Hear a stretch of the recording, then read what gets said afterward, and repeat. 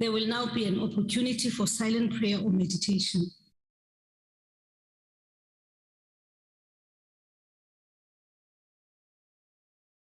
Please be seated.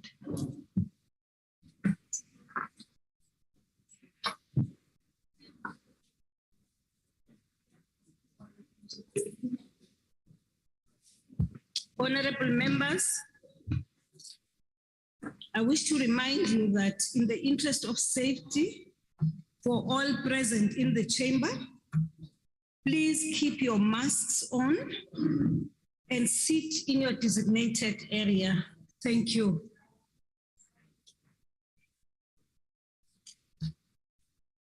The first item on today's order paper is questions addressed to the Deputy President. There are 4 supplementary questions on each question. Parties have given an indication of which questions their members wish to pose a supplementary question. Adequate notice was given to parties for this purpose.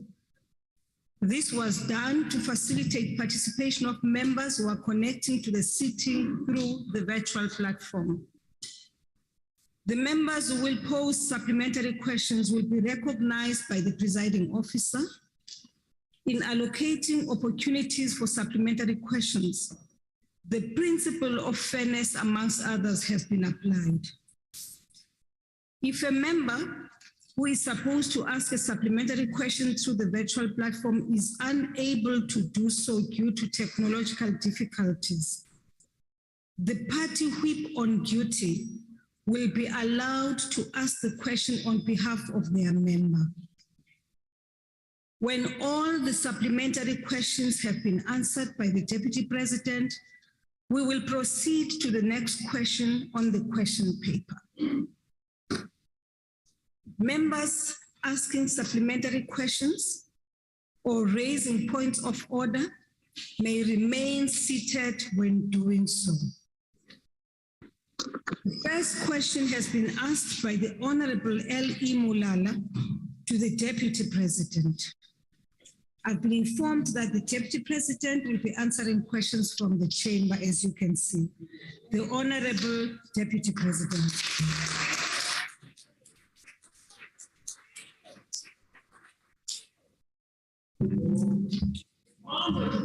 Thank you.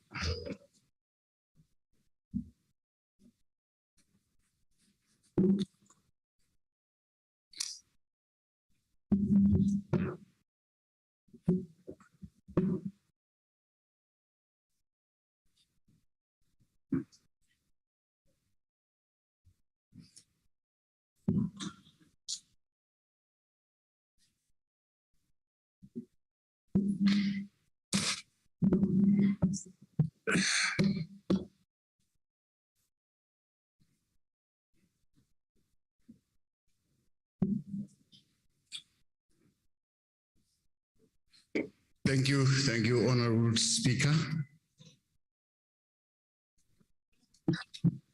As government, we have created a regulatory environment that is very conducive to opening up the market for alternative power generation producers. Within the framework of the Integrated Resource Plan, alternative energy generation measures are being explored and implemented to augment electricity supply and improve the stability of the grid. In addition, the President announced the amendment of Schedule 2 of the Electricity Regulation Act of 2000, increasing the embedded generation threshold from 1 to 100 megawatts. In this regard, Honorable Speaker, the Department of Mineral Resources and Energy has amended the electricity regulations of new generation capacity and has adjusted, has put together processes that should be followed to ensure the requests by municipalities for own generation are speedily attended to. Currently, Honorable Speaker, 292 small-scale generators have registered with NERSA and have the total generation capacity of 187 megawatt. The Independent Power Producers Office is processing offers by independent power producers for approval by ESCOM and National Treasury. Furthermore, the Minister of Mineral Resources and Energy has issued determinations on the required new generation capacity in concurrence with NERSA. The determination made resulted in the procurement of 7,309 megawatt from renewable energy. Most of these power plants are already operational, with less than 400 megawatts still under construction. We can report, Honorable Speaker, that the following achievement has been made. Preferred bidders for 2,600 megawatts for renewable energy, known as bid window 5, were announced in 2021 with the financial close plan for April 2022. The request for proposals for 2,600 megawatts of renewable energy under bid window 6 is scheduled for release this end of March. Request for proposals for 513 megawatts of battery storage is scheduled to be released by the end of April this year. Request for proposals for 1,600 megawatt of renewable energy under bid window 7 will be issued in August 2022. However, we must make the point that ESCOM's load shedding is not as a result of limited market role for alternative power generation, but mainly as a result of breakdowns encountered from the old and aging power generation infrastructure. The ESCOM political task team continues to provide support to ensure that ESCOM meets its obligation of providing electricity. This support includes ensuring that ESCOM in the short term is able to implement credible and transparent national maintenance program to ensure that power generation plants operate at optimal level to reduce negative impacts of electricity supply disruptions. Collectively, Honorable Speaker, these measures are aimed at addressing the current load shedding and future power generation needs. I thank you, Honorable Speaker. I've been informed, honorable members, that Honorable MJ Volmarans will take charge of the question in terms of Rules 137-10A in the chamber. Thank you, Honorable Speaker, and thank you, Honorable Deputy President.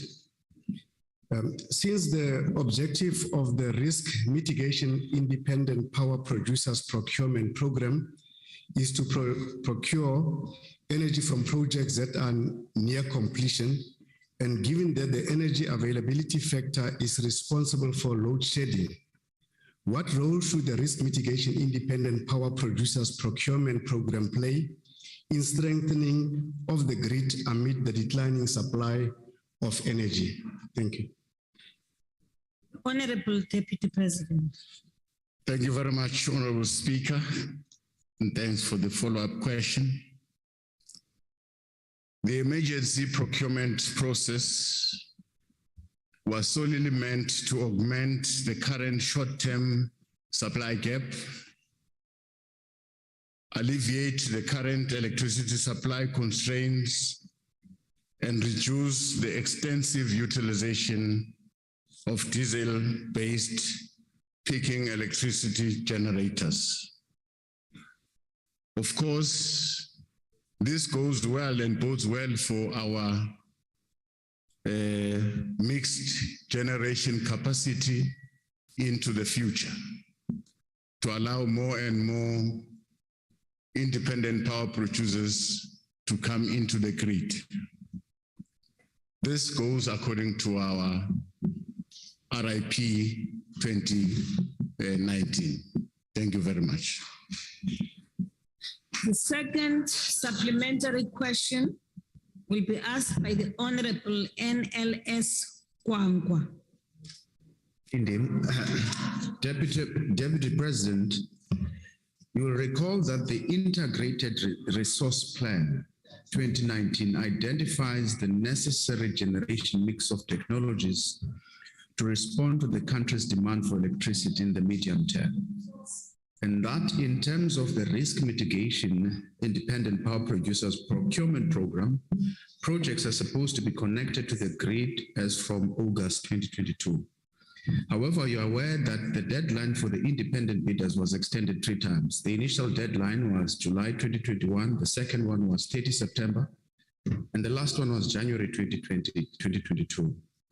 And since the January 2022 one, we are not aware of any public communication from the department whether or not the 11 bidders have achieved financial close. What are you going to do to make sure that, as is indicated in the risk mitigation independent power producers program, that indeed these projects are connected to the grid to boost up the energy for the country? Thank you.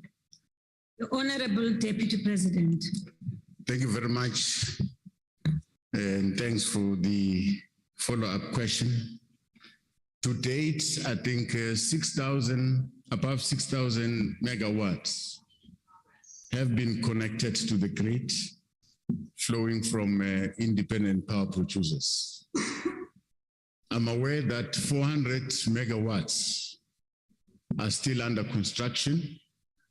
Of course, there are delays unforeseen, which are delaying the connection to the grid, but already we're hopeful that the process will go according to plan, because already more than 6,000 megawatts have been connected. So we're heading there. Thank you very much. The third supplementary question will be asked by the Honorable GKY Kachalia. Clearly, the market needs to be opened up to help resolve our electricity crisis, and note that in this regard, the RMIPP has been postponed for the 3rd time. And part of this solution involves gas to fill the gap currently plugged by expensive and dwindling diesel supplies.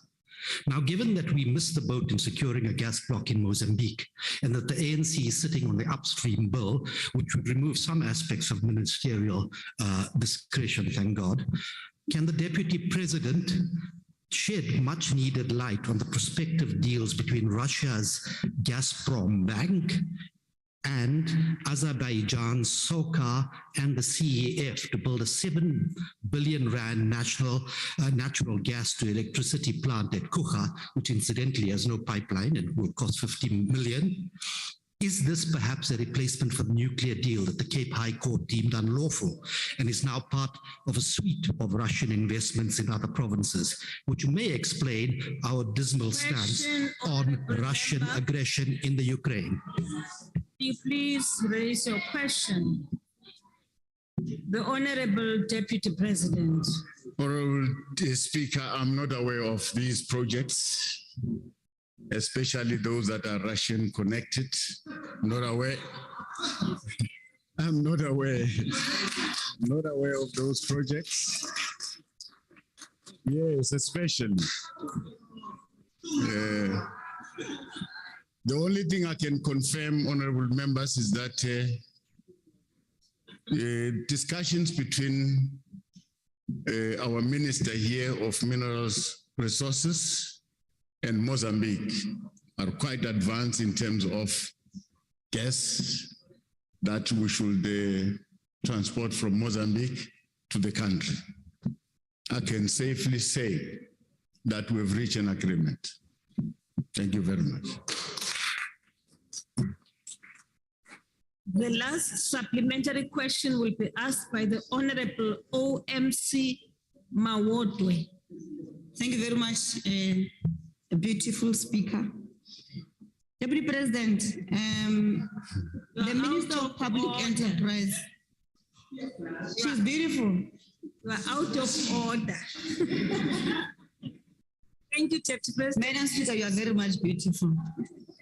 Deputy President, the Minister of Public Enterprises indicated that ESCOM is in the process of establishing a clean energy unit within ESCOM, which will work towards ensuring that ESCOM itself produces renewable energy for the country. If ESCOM has the capacity to produce renewable energy by itself and help the just transition process, why has government invested so much money on independent power producers who are going to be competition to ESCOM? And realistically, can IPP supply the energy demands for the country's industrial demands? Thank you. Honorable Deputy President.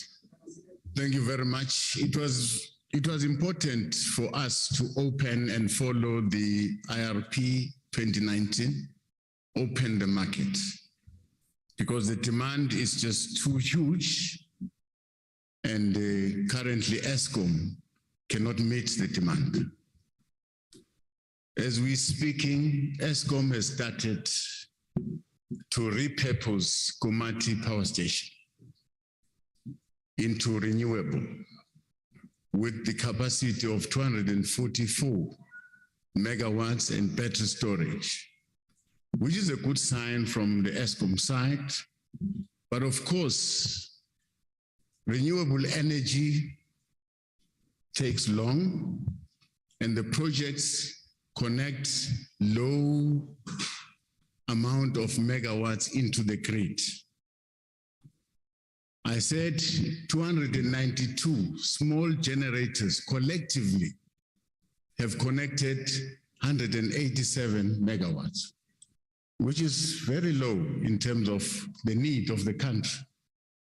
As much as we allow open the market, but ESCOM should proceed. Now, we are going to repurpose probably 6 or 7 power stations, your Camden, your Grootfontein, that have reached their lifespan. So this process is proceeding. Thank you very much. Question number 2 has been asked by the Honorable NWA Mazoni to the Deputy President. The Honorable Deputy President. Thank you very much, Honorable Speaker. Indeed, on the 10th of March this year, we consulted the traditional and Khoisan leaders on progress made in the fight against the ongoing COVID-19 pandemic. We communicated to them the intention of government to lift the state of disaster as advised by the National Coronavirus Command Council, including calling on each sector to develop its own sector plan to continue fighting the spread of COVID-19. The traditional and Khoisan leaders, Honorable Speaker, expressed support for the work done by government in the implementation of the COVID-19 risk-adjusted strategy. The leaders also encouraged government to fast-track the finalization of amendments to the health regulation towards ending the national state of disaster. The leaders further committed to continue in partnering with government on the path of advancing efforts on communities vaccinating against COVID-19 pandemic, and in the spirit of saving lives and livelihoods. In accelerating our vaccination program, we have consistently ensured that we also consult with our interfaith leaders to solicit their inputs and access places of worship to promote vaccination. In our view, these consultations, which are not only with the traditional and Khoisan leaders, have reaffirmed South Africa's strength of working in partnership with various social partners for the common good of our country. The success we have achieved in bringing down COVID-19 infections, hospitalization, and deaths is due to strong partnership with various social formations and communities. We must, Honorable Speaker, thank the private sector, thank organized labor, our civil society, sports federations, athletes, artists, and cultural workers, as well as all vaccine ambassadors who gave time and resources to partner with government in the fight against COVID-19 pandemic. I thank you. The first supplementary question will be asked by the Honorable N.W.A. Nazumi.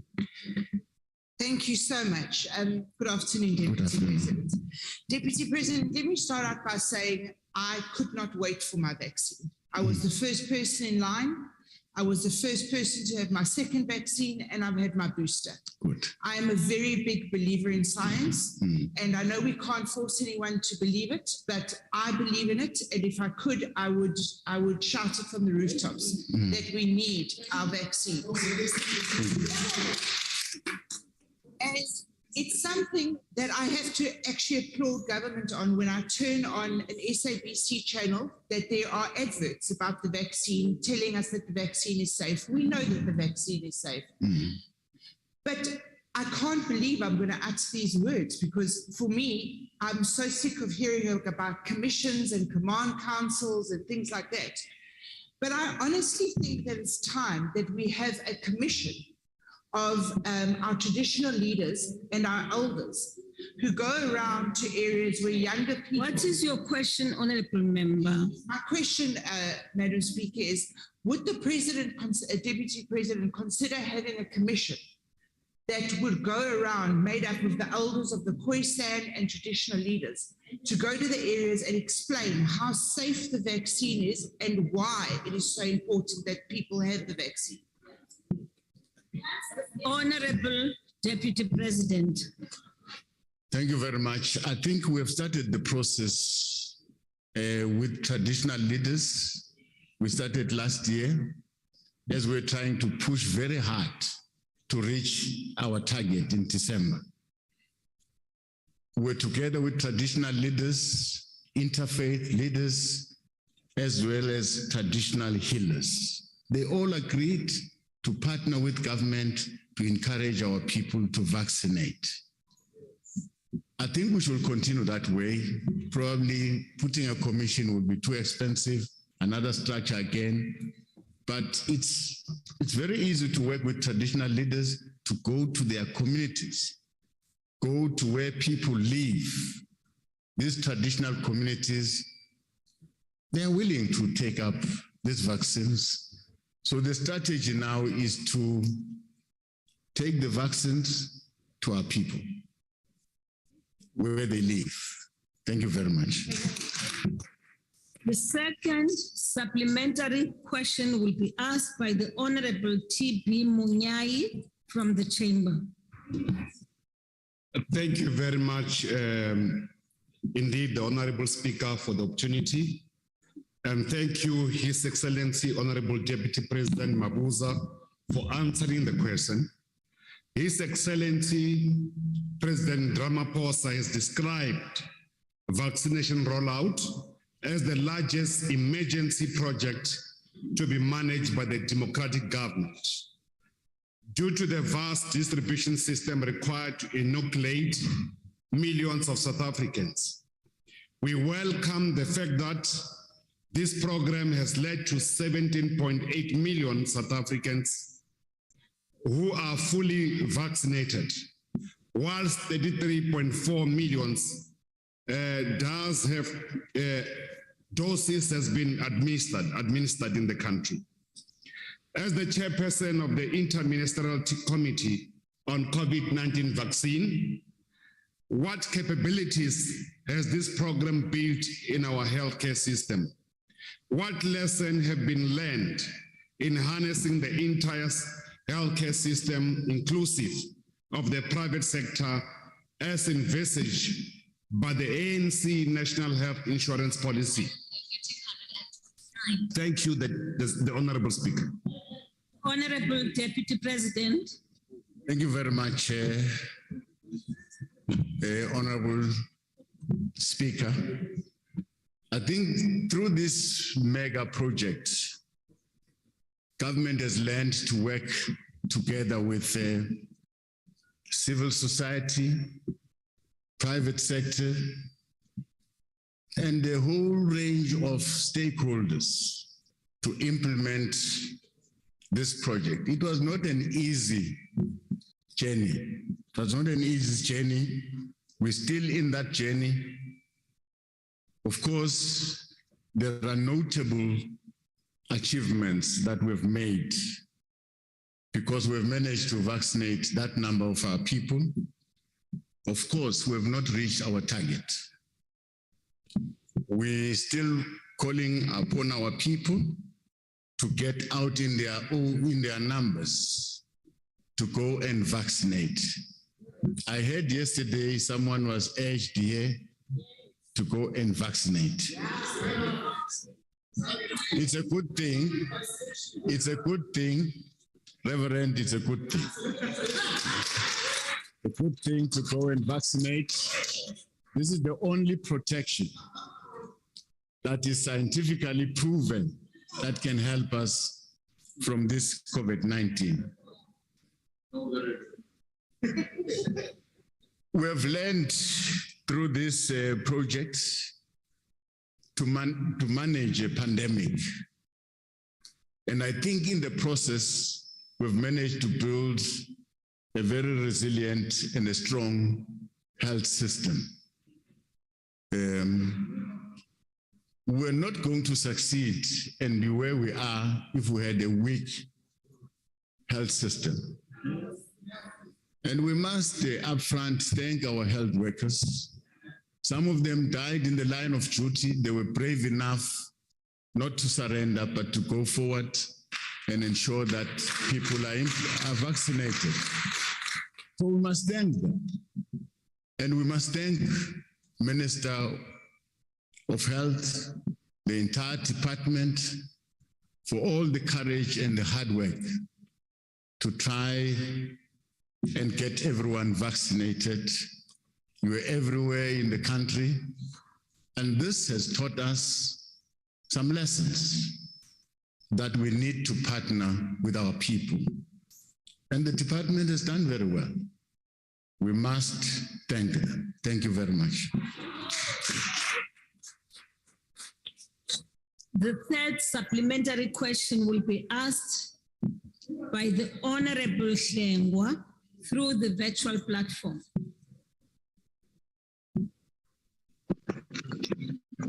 Thank you, Madam Speaker.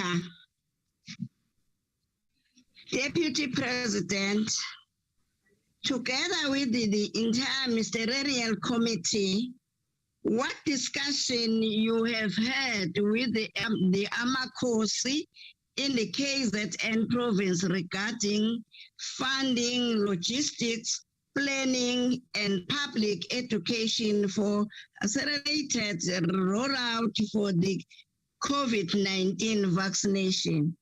I thank you. The Honorable, the Deputy President. Thank you very much. Our meeting with the traditional leaders and Khoisan leaders in KZN was a very successful meeting. And I must say, we must thank the province of KZN, provincial government, because what we found out today is that they are working with the traditional leaders. They are carrying out programs together. And some of the programs were led by Ingonyama, the late Ingonyama himself, and the entirety of the family of traditional leaders followed. They are doing very well. They are partnering with government, and they are prepared to go an extra mile. In the midst of the COVID-19 waves that we have gone through, KZN was amongst those provinces that were very hard hit by COVID-19. And through that partnership with traditional leaders and interfaith leaders, they managed to pull through. Of course, with the number of people that were lost. And we must thank the traditional leaders, their partnership with the government of KZN. In Limpopo, the same. In Mpumalanga, the same, where I went. And finally, I went to the Northern Cape, it's the same. So traditional leaders are on board and they're prepared to work with government. Thank you very much. The last supplementary question will be asked by the Honorable K.R.J. Mishwe from the Chamber. Thank you, Honorable Speaker. Deputy President, people lose trust in government for a number of reasons, including lack of transparency, telling half-truths and unfulfilled promises. Early last week, you met with religious leaders to discuss matters around COVID-19 and vaccinations, but did not inform them that churches with more than 1,000 members meeting indoors would be required, according to the latest draft National Health Act regulations, to ensure that those attending have a vaccination certificate. Such an omission has left these leaders feeling betrayed by government. My question is whether or not you discussed this requirement when you met with the National House of Traditional and Khoisan leaders. And if so, what was the reason for not raising this important issue with religious leaders when you last met? Thank you. Thank you very much. Deputy President. Thank you very much. And I'm sure Honorable Reverend was not part of that meeting with the religious leaders. So you will not know exactly what we've discussed. Could be a hearsay. Could be a hearsay. But to be honest with you, I've consulted them. I was not alone. In fact, I was with the Minister of Culture and I was with the Deputy Minister of Health. These are the two that have presented our proposals, and they've left no stone unturned. They've said everything. Now, just to tell you the response of the interfaith leaders. Firstly, they requested that we must relax the regulation on the wearing of masks, especially for children in their Sunday classes. They've requested that. And they said they are not happy about the requirement that everyone who goes to church, if it's above the 2,000, the 1,000 inside, if they want to go 50% of the venue, they must produce a vaccine certificate. They said they are not happy with that. They're not happy with that. They don't have a problem if a venue outside, like in your stadium, you can produce a vaccine certificate. but they've got a problem if that is done in the church. So that's what they told us. The traditional leaders, they said, thumbs up, everything good. That's it. Thank you. Question number 3 has been asked by the Honorable N.F. Shivambu to the Deputy President. Thank you, Honorable Speaker. Our energy generation is guided by the Integrated Resource Plan 2019, which provides for the use of all energy resources available in the country. This includes, among others, coal, gas, and renewable energy resources. Currently, Honorable Speaker, there are no plans for the discontinuation of the use of coal, as 99% of South Africa's electricity supply is derived from coal, and 30% of our liquid fuels are derived from the same commodity, coal. Coal remains one of our largest natural endowments that will continue to form part of our energy mix in terms of the IRP 2019. Notwithstanding this fact, our country is committed to forging ahead a low carbon growth plan that prioritizes environmental sustainability in line with our constitutional and international obligation. We need to ensure that we deploy new infrastructure, technologies, and solutions that enables us to adhere to the ambient air quality standards and protect the lives of communities from the negative impact of the carbon emissions. Going forward, the RIP 2019 proposes the use of high-efficiency, low-emissions coal technologies. Government is currently working on other measures such as the gas utilization master plan and the renewable energy master plan. We're exploring the development of nuclear procurement framework as proposed in the RIP 2019. All these are part of the medium and the long-term plans in ensuring security of energy supply. Having said that, Honorable Speaker, it is important to point out that out of the entire fleet, there are planned optimized plant shutdowns that are aligned with the integrated resource plan to balance capacity, environmental, social, and economic considerations. This is inevitable because in the main, these plants are approaching the end of their lifespan and have become uneconomically unpredictable and very costly to run.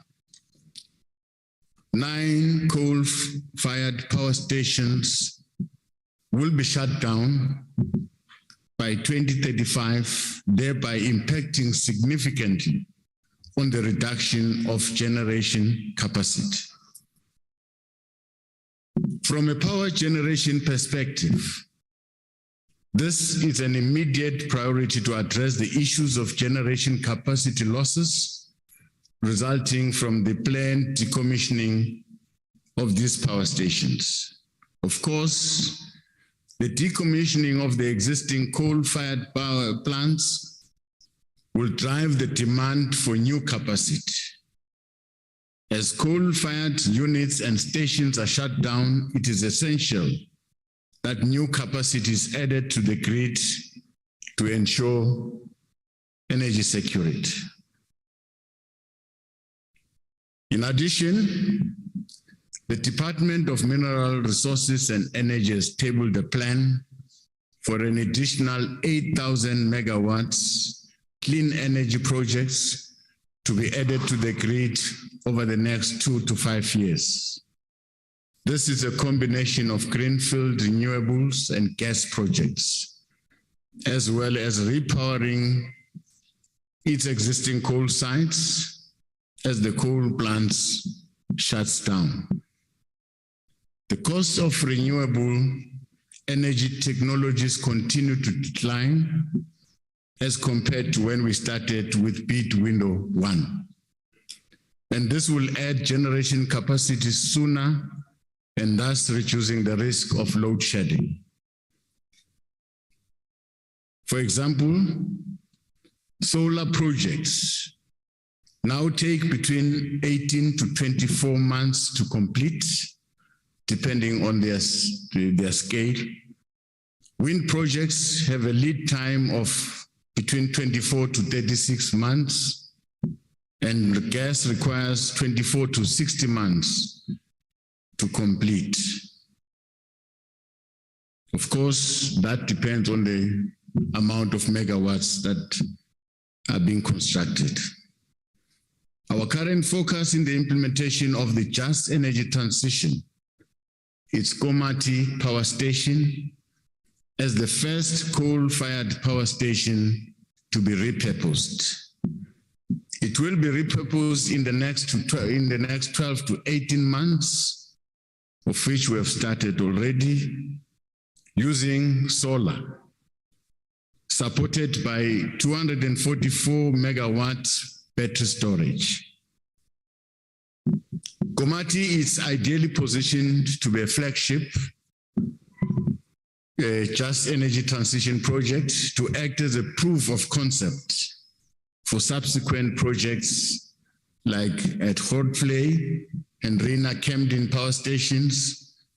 These are power stations that will follow because they are scheduled to retire just before 2035. Clearly, the socio-economic impact will be dire if nothing is done to implement just energy transition plans that will repower and repurpose these plants to sustain local economic development, activities, and job creation in the areas that will be affected by the shutdowns. We need to state upfront that any just transition that government will undertake will be done sensibly and in the best interest of the South African economy. As part of the energy transition process, studies were conducted on the impact of plant shutdowns on communities where these ESCOM plants are located. Studies based on the Integrated Resource Plan program demonstrate that 300,000 net direct, indirect, and induced jobs could be created over the next decade by investing in the cleaner energy program as described in the IRP 2019. The studies have also looked into the mining project with specific attention to the repurposing of old mines, infrastructure, and mine water, as well as the rehabilitation of mining land or property for farming opportunity.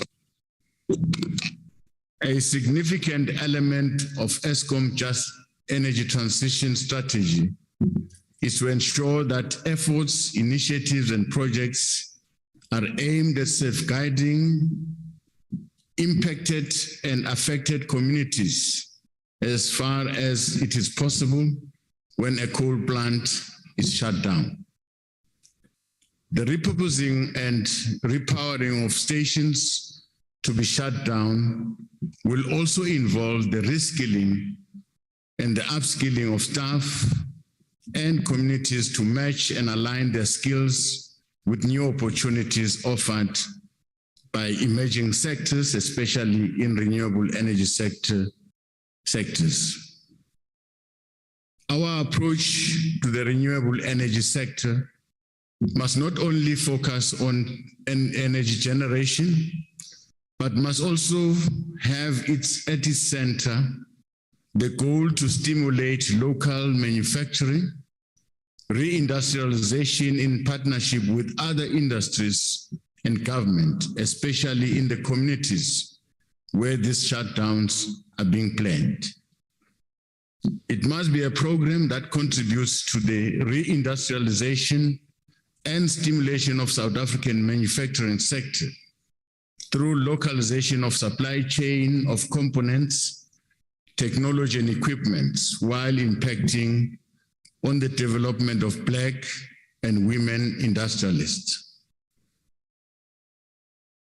Without grid deployment, our new generation capacity development will be mute. The development of the transmission grid in the Northern Cape and Eastern Cape provinces is paramount to the addition of new generation capacity.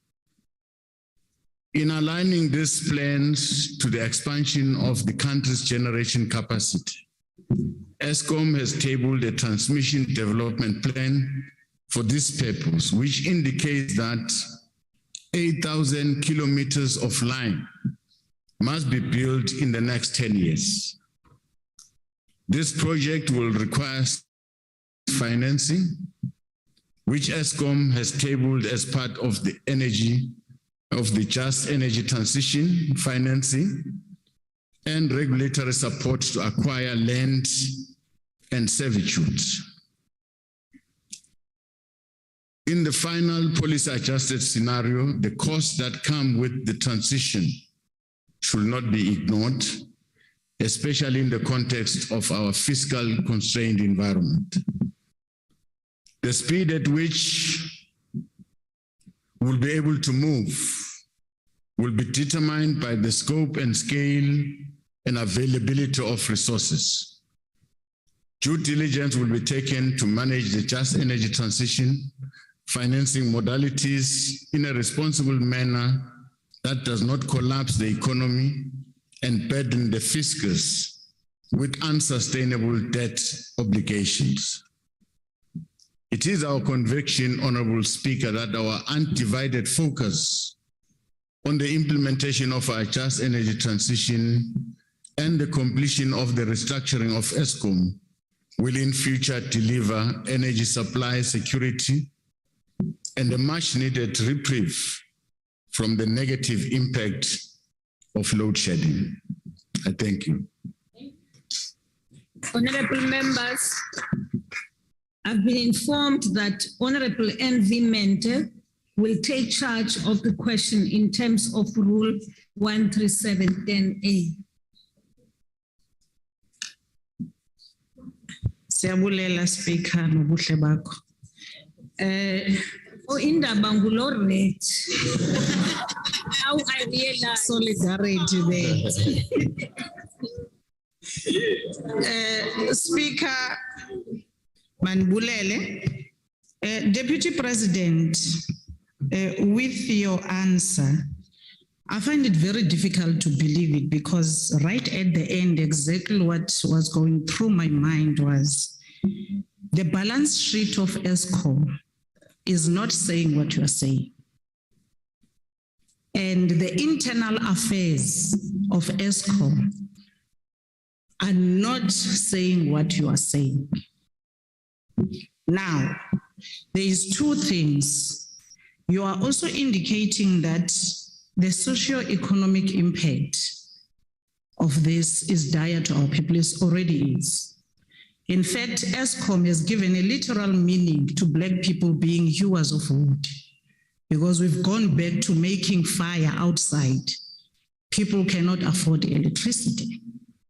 Now, with this plan, which requires a lot of money, but there is, on the other hand, a just transition, and we have to repurpose some of the energy plants. And we have the Eskom that does not have capacity internally with a negative balance sheet. How is this all going to be done? Who is going to monitor it? Where is this money going to come from? I hear you say you don't want to burden Treasury, But where will the money be identified from? And who is going to get this electricity by 2035? Because right now, if you buy electricity for 50 rand, you get 10 units. Who is going to buy it 2035 when you have repurposed all these energy plants? Thank you very much. Honorable Deputy President. Thank you very much, Honorable Speaker.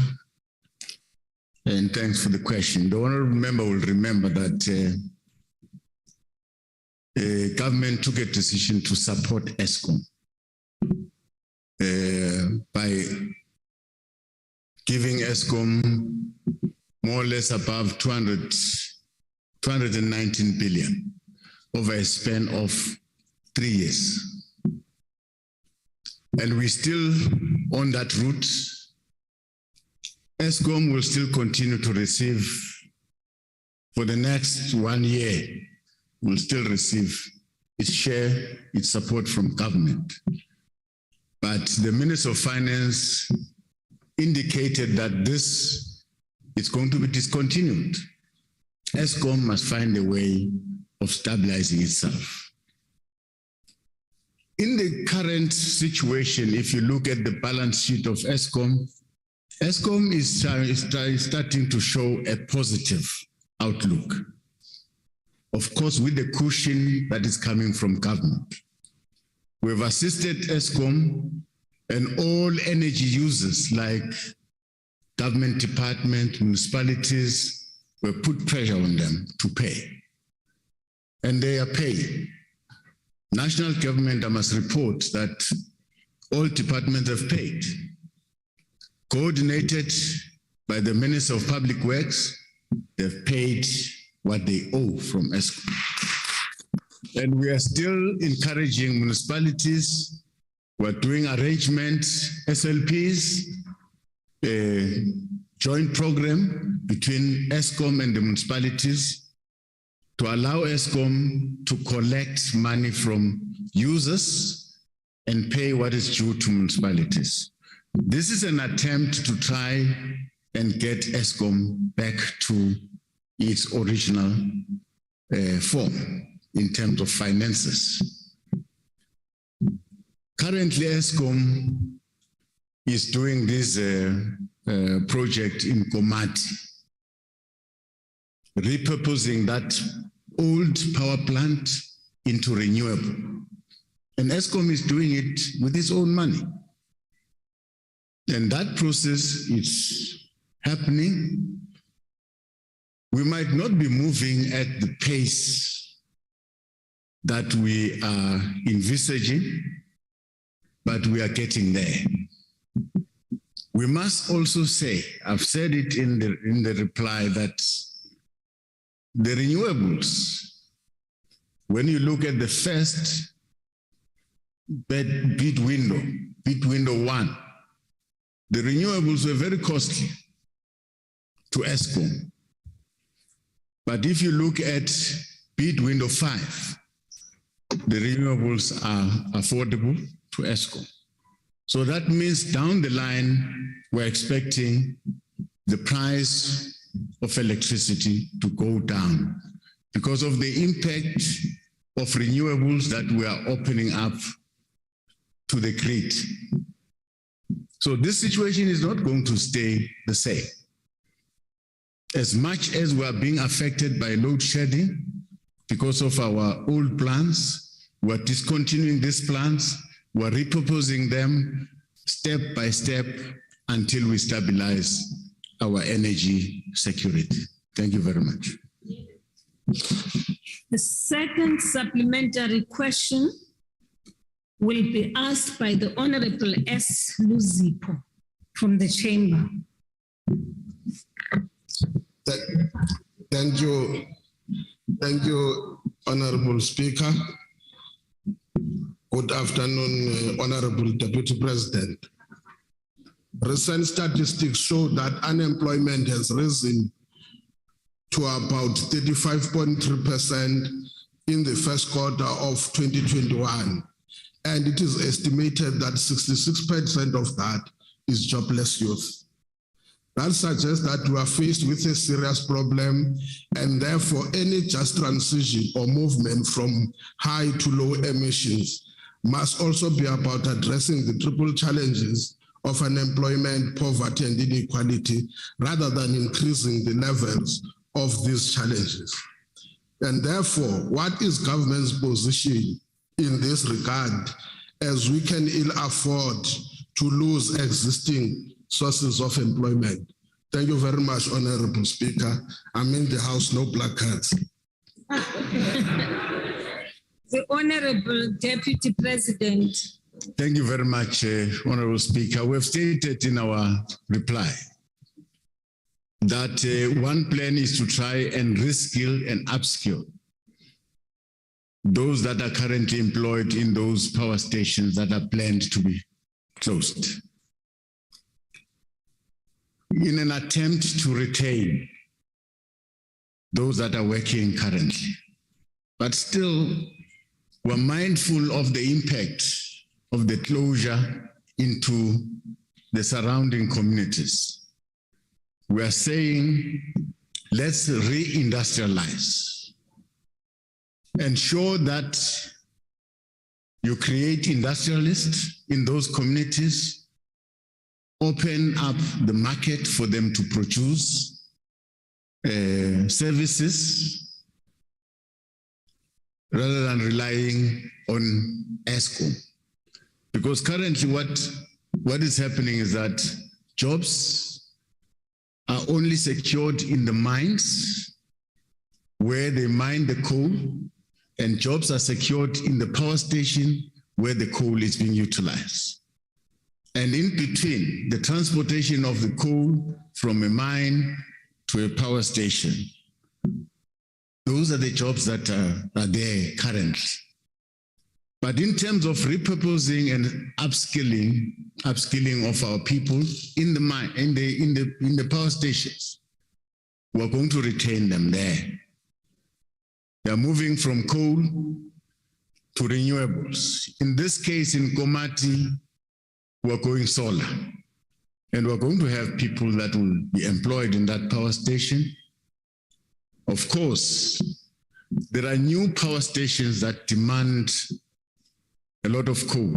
And I've cautioned that we're moving away from high carbon emissions. We're looking at technologies that will lower the carbon emissions.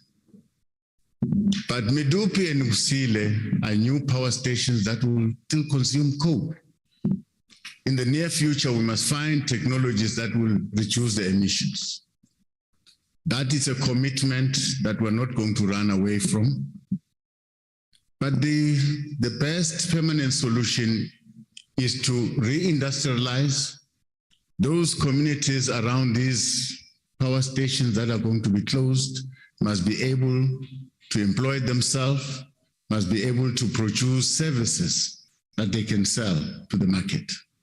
Thank you very much. The third supplementary question will be asked by the Honorable A.M. Sheikh Imam through... Thank you, Honorable Speaker. Deputy President, we are a very suspicious nation. Your visit to Russia and our neutral stance on the Russian-Ukraine conflict is making people very suspicious about this gas deal. However, my question to you is, many of these mining areas, particularly with coal mining in this particular instance, now we know that as a result of the pressure internationally, that it will also affect our exports of coal, which means it will be reduced revenue. But very importantly, Deputy President, my concern is, and I'm going to give you an example of Atlantis in the west coast of the Western Cape, how it became a ghost town after the industrialization was reduced. What can we expect out of these areas surrounding these mines? Is there not a risk or a danger that they could also become ghost towns with high levels of unemployment and poor socioeconomic conditions that our people will live under? Thank you. The Honorable Deputy President. Thank you very much. Firstly, we must remove this suspicion about myself going to Russia. It's purely a medical process. Purely a medical process. There's nothing sinister. There's nothing hidden. From here, I go to hospital. Then from hospital, come back. Okay. Order. I'm sure honorable members will respect the choice of an individual to choose a hospital, to choose. That's a choice. Thank you very much. Now the question. Honorable members. Oh, I've excited you now. Now the question about the closure of these power stations and the surrounding communities. Now, we are taking Komati Power Station as a pilot, and all what we're doing now, we've employed more people in Komati, more than the number that was there before, but some of the jobs will end when the power station is commissioned, but there are certain jobs that will remain. Now, the plan about the community, as I said, the only permanent solution is to re-industrialize, reskill those people, allow them to be producers of services that they can sell in the market, supported, of course, by government. Who knows? Probably these communities can produce solar panels that will be utilized in those power stations. There are a number of commodities that are going to be utilized in those power stations that we can open up the market for these communities to produce. But let's take Komati Power Station as a pilot, and we're going to improve from that one. Thank you very much. The last supplementary question will be asked by the Honorable W.J. Boshoff through the virtual platform. Thank you, Honorable Speaker, and Honorable Deputy President. Thank you for the opportunity. I often think of pre-industrial times in which energy is not abundant but widely distributed, so that everybody would pick up his own wood and use it on a daily basis. Now that has all changed with fossil fuels, but in the solar age, it is actually changing back, so that just to have a roof enables one to generate the energy that one might use for their own family, and even some to sell. So what I want to ask is regarding the policy of embedded generators. Does the Deputy President envisage a future when an equivalent number of producers and consumers are linked to the power grid? In other words, where virtually every consumer is also a producer of electricity, having a smart grid with the capacity to utilize the country's geographic spread and variety of weather conditions. Thank you, Honorable Speaker. The Honorable Deputy President. Yeah, well, Honorable Speaker, difficult to hear, but I think the Honorable Member is talking about the embedded energy generation. The President announced the movement from 1 megawatt to 100. And that has led into the amendment of the Act, and it's happening. The sole purpose of that is to allow companies that that have the capacity to produce that energy to do so. But all that they must do is to register those operations with NERSA. That, in a way, is to try and allow companies to sustain their operations. They must not wait for ESCOM. They must not be disrupted by load shedding. They must be able to generate themselves. if their capacity does permit. So we are trying to open up the market. We've opened it enough that even small producers can come, so that we are trying to cushion and save our economy. Yes, we agree that load shedding had a lot of disruptions in our economy, but with these new interventions that we are bringing through the Department of Mineral Resources and Energy, I think we are putting a cushion.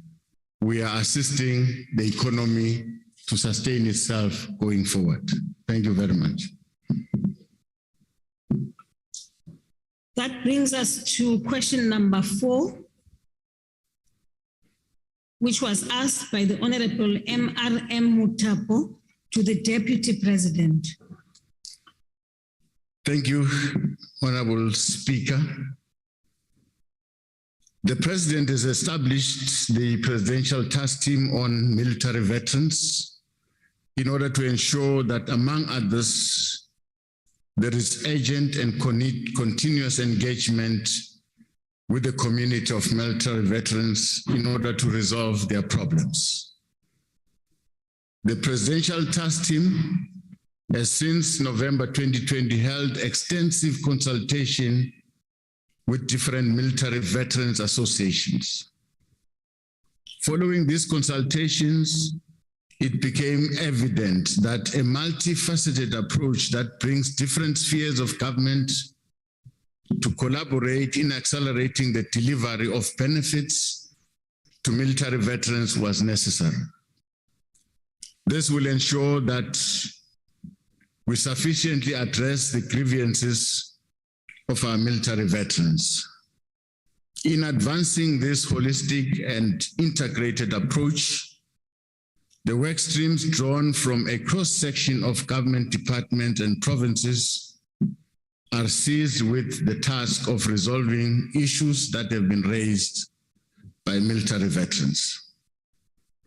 Among other key issues, the work covers the improvement of socio-economic conditions, such as education, housing and employment, institutional support, heritage, legislative review, as well as pension and benefits of military veterans. As reported by the President to Parliament on the 25th of November 2021, significant progress has been made by respective technical work stream that are designated to focus on specific challenges that were raised. More specifically, the pension and benefit work stream is currently finalizing the pension policy that considers inadequacies that have been identified in the Military Pensions Act 84 of 1976. In addition, discussions between the Department of Military Veterans and the National Treasury about the provisioning of military pension as provided for by the current legislations are at an advanced stage. A draft report, which is required to support the proposed changes to the pension policy, will soon be presented to the executive authorities for consideration. In relation to the proposed Military Veterans Amendment Bill, the Minister of Defense and Military Veterans has taken an approach that emphasizes the importance of an extensive definition of a military veteran, the qualifying criteria for beneficiaries, and the role and existence of the South African National Military Veterans Association as a body that manages the affairs of military veterans. The Department of Military Veterans is currently in a process of ensuring that all inputs of stakeholders are incorporated into the bill. Furthermore, as of March this year, the department has also started working with Government Technical Advisory Center in preparation for the costing of the implementation of the bill. Once all required processes like socio-economic impact, assessment system report, and certification by the Office of Chief State Law Advisors are completed, the bill will then be presented to the Cabinet system for approval so that we can solicit public comments by the third quarter of this year. Thank you very much. The first supplementary question will be asked by the Honorable M.R.M. Mutapo from the Chamber. Thank you, Honorable Speaker. Honorable Deputy President, it is very much encouraging to hear the initiatives which are being undertaken by our government in a multifaceted manner to seriously address the challenges faced by military veterans. The concern, however, Honorable Deputy President, is that of time. Quite a number of military veterans are of an advanced age and have to enjoy this benefit in their lifetime. My question is, how will the Honorable Deputy President ensure that these important interventions you have just mentioned are implemented speedily by all spheres of government to resolve the challenges facing military veterans? I thank you. The Honorable Deputy President. Thank you very much. Well, currently there are support services that are being implemented with which are prescribed by the current act that we seek to amend. By that, I'm trying to say there is no vacuum.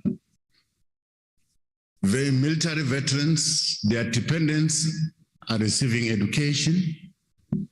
Their dependents, they are receiving support in terms of our healthcare system.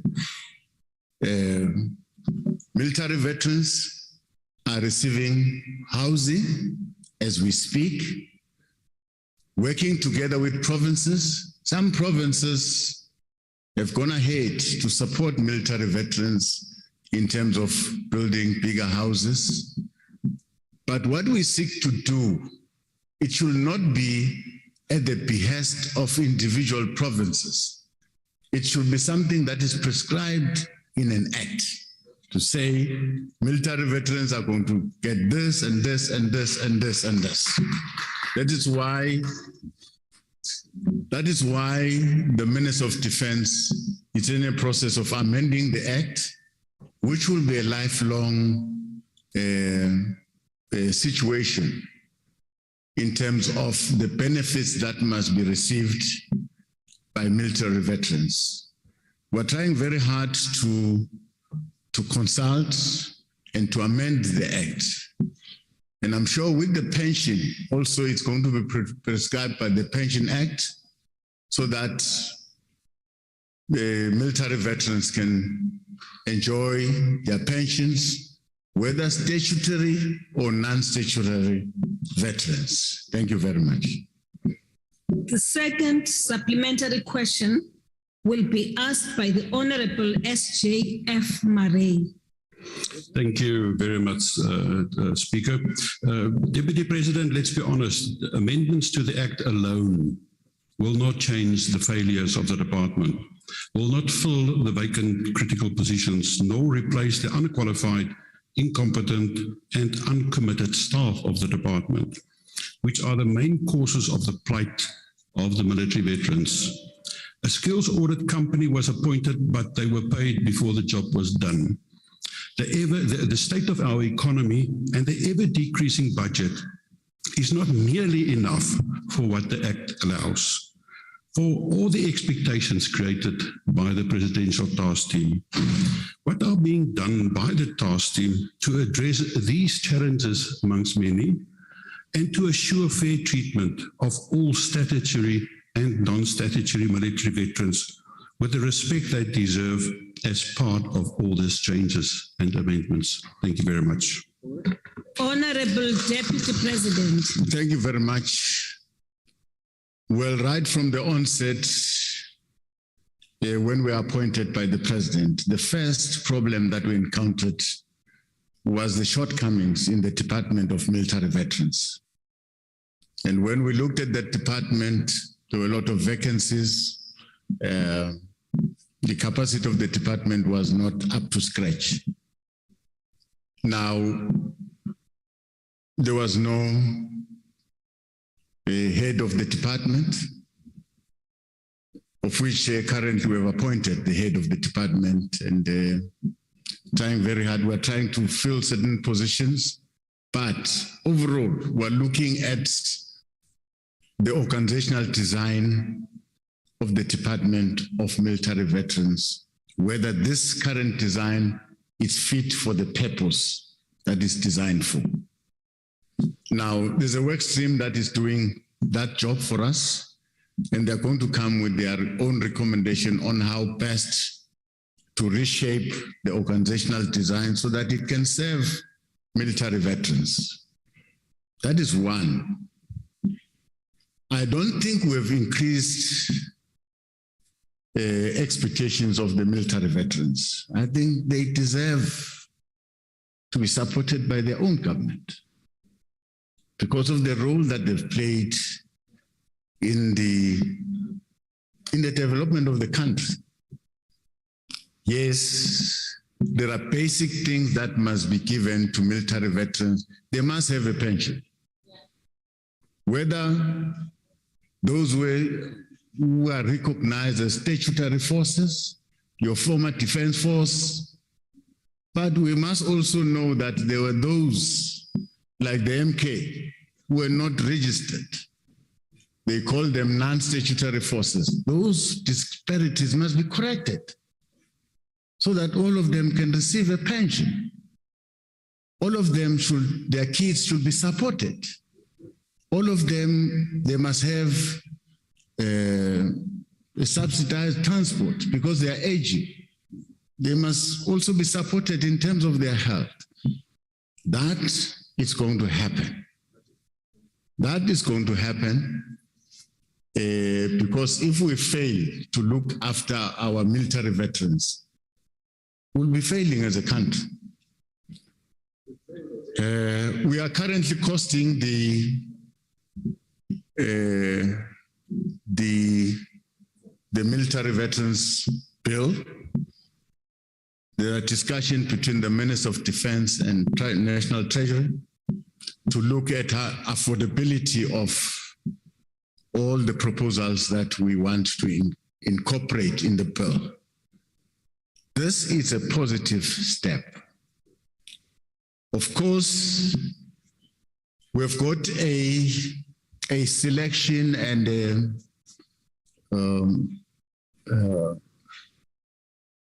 work stream that looks at who is the military veterans, especially from those non-statutory forces. You'll hear that there's noise there and there, but the work is proceeding, and finally all of them will be recognized for the contribution that they've played. So this has opened a new chapter in trying to formalize the services that are given to military veterans. I think it was a good idea to create the Department of Military Veterans. It must be supported. Thank you very much. The third supplementary question will be asked by the Honorable N.R. Mashabela. Thank you, Speaker. Deputy President, when the integration process of the former soldiers of the liberation movement was completed in 2001, it was reported that 44,143 names appeared on the collective non-statutory force certified personnel register. Of this number, 15,805 were integrated into the defense force. 9,771 were demobilized and 13,107 were neither integrated nor demobilized. The question is, does the government know what has since happened to those who were neither integrated or demobilized? And what are the risks that these abandoned soldiers pose to the country's security and rising rates of violent crimes? Thank you very much. Honorable Deputy President. Thank you very much. I think those who were not demobilized, those who were not integrated, the respective political formations know these cadres. They know them. In the case of MK, they know them. But we don't want to assume. That's why we've opened up this verification process for them to come so that they can be verified and be registered formally so that they can access these benefits. That's the process that we're taking.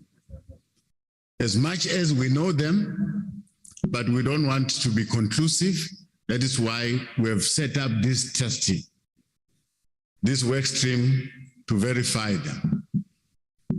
So that going forward, we are quite certain that we are supporting the right people. Thank you very much. Honorable, the last supplementary question will be asked by the Honorable MGE Hendricks through the virtual platform. Thank you very much, Honorable Deputy Speaker. Honorable Deputy Speaker, MK Apla Azanla and other combatants joined the SANDF but reached retirement age too quick to save for a house. The Defence Force has large tracts of land all over the country that can be allocated to them, even if it is just 300 square meters. We heard you talk about many things we have to do to address their plight, and housing must not be excluded. The Navy in Simonstown has done so, identified the tracts of land that they're not going to need in the next 20, 30 years, and are busy to arrange that the land be given to former combatants, like I mentioned. So after Al-Jamaa raised the matter with the Minister of Defense in Parliament, will you, Deputy President, identify other land that is available to fast track the availability of land for military veterans? Honorable Deputy President. Thank you very much. Well, we've got a work stream that looks at the socio-economic status of our veterans. That means the support that they must get in order to sustain a very good livelihood. Now, in that work stream, there is a commitment on the side of government, especially the Department of Agriculture, to avail land for military veterans to till that land and produce and sell their produce for their own livelihood. That commitment has been made and that work stream is there. And we said to the military veterans, let them come forward. They will be assisted to put business plans for them to try and enter the farming business. But most of them, they are too old to really engage on active farming. Some of them, they just require their pension. Some of them, they just need the support of their siblings, their dependents. Some of them, they just need a house. It will depend, therefore, from those military veterans that will step forward and say, I can still do this, I can still do this. But we'll be talking to them. We are talking to them directly, all of them, all the associations. Thank you very much. Honorable members, question number 5 has been asked by the Honorable Z. Majosi to the Deputy President. The Honorable Deputy President. Thank you, Honorable Speaker.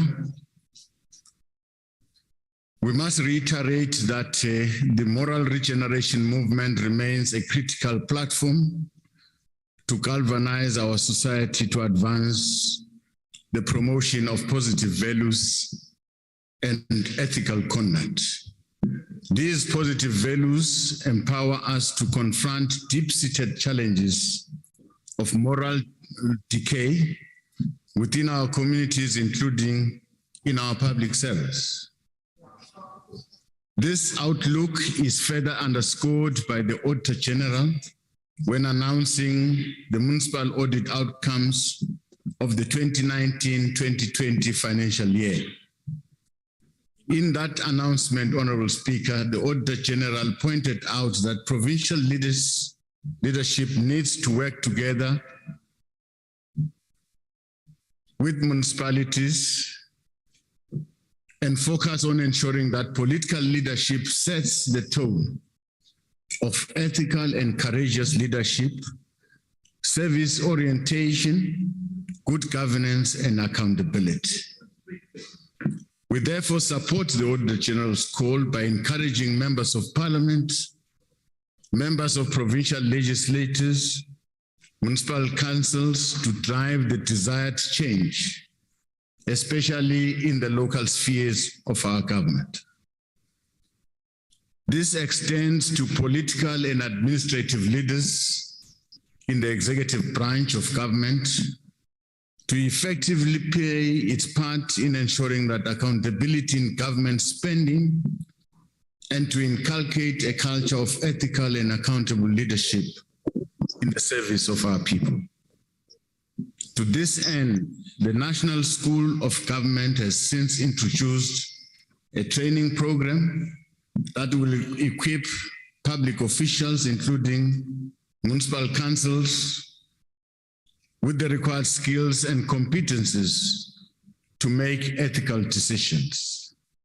The program is also aimed at equipping these officials to develop organizational integrity, prevent fraud, and combat corruptions in the public sector.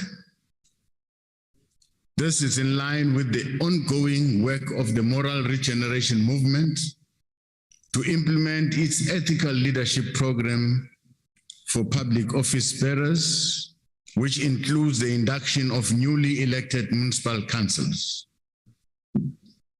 To further augment the work of the Moral Regeneration Movement, the Department of Cooperative Governance and Traditional Affairs, in partnership with the South African Local Government Association, is implementing a project of ethical leadership in municipalities, which is called Local Government Ethical Leadership Initiative. The aim of the project is to develop a code of ethical governance for municipalities, which will have a similar standing as the King Code on corporate governance in the private sector. This is in line with one of the focus areas of the local government anti-corruption strategy, calling for national dialogue on ethical leadership in local government.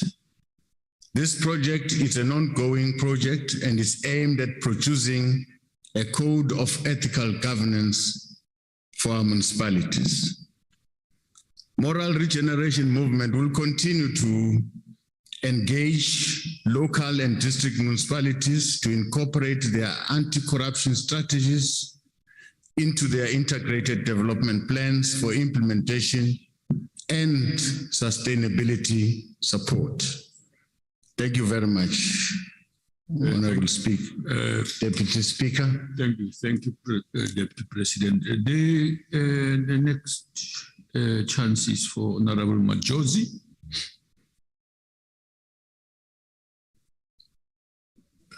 Thank you, Honorable Deputy Speaker. Honorable Deputy President, thank you for listing the successes of such collaboration, and we welcome any progress government has made in this regard. However, to ensure a better public service to the people of this country, we must understand the weaknesses so that there may be wider collaboration between all stakeholders. Take us into your confidence, Deputy President, so that we may all work together in achieving one goal of promoting moral values within our public sector.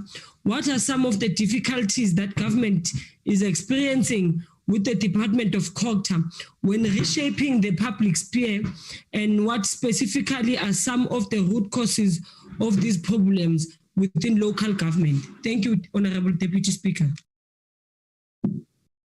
President. Thank you very much, Honorable Deputy Speaker. Deputy Speaker, there are foreign tendencies that have crept in over time in our government system. And those tendencies are now seeking to threaten the moral standing of our nation. Corruption has become a problem.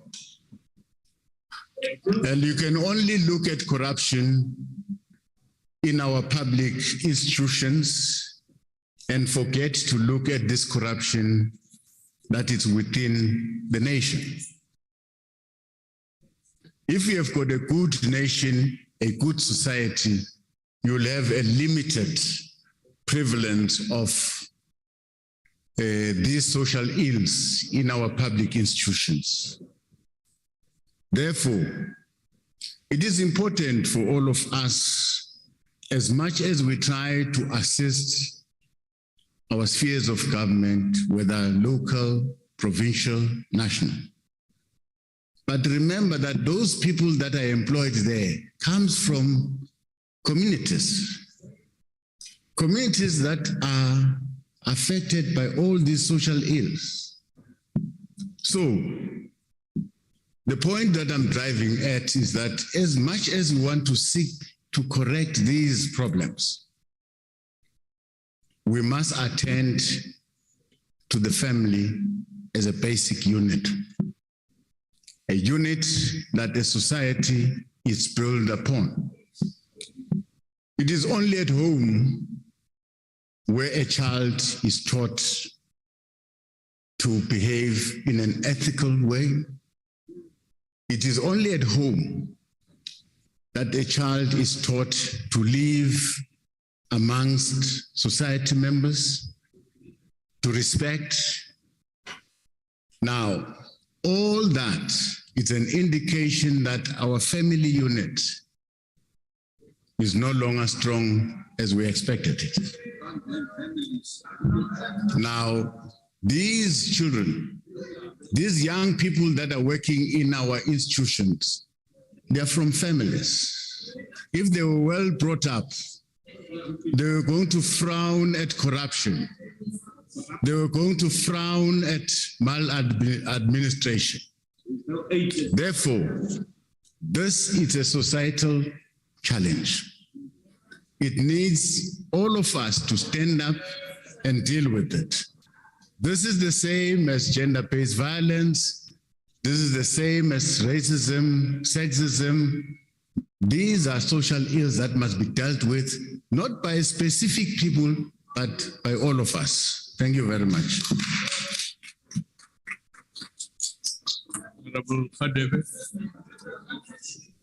Thank you, Deputy Speaker. Indeed, Honorable the Deputy President, there is a saying that charity begins at home. as such, I couldn't agree more with you with what you have just said.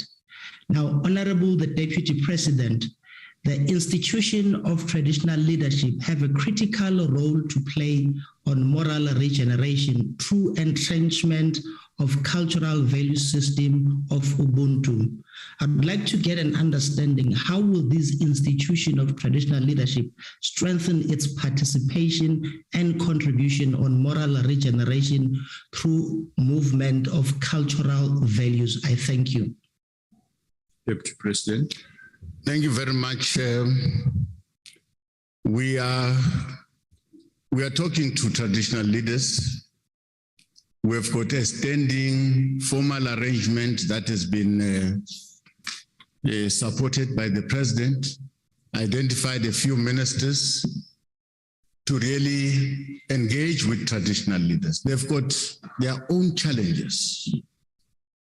That indicates that from the communities where they come from, there are bigger problems. First problems, the availability of land where they stay. All their communities, especially the traditional communities, are not productively engaged in farming, whilst they've got land that is in the custody of these traditional leaders. Land is being invaded. There are those people that are advocating land invasion, which is incorrect, undermining the leadership of our traditional leaders.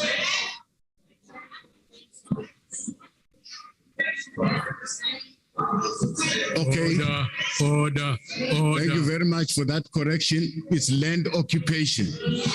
Yes, there are those who are advocating for land occupation. Order, honorable members. Which is unlawful. The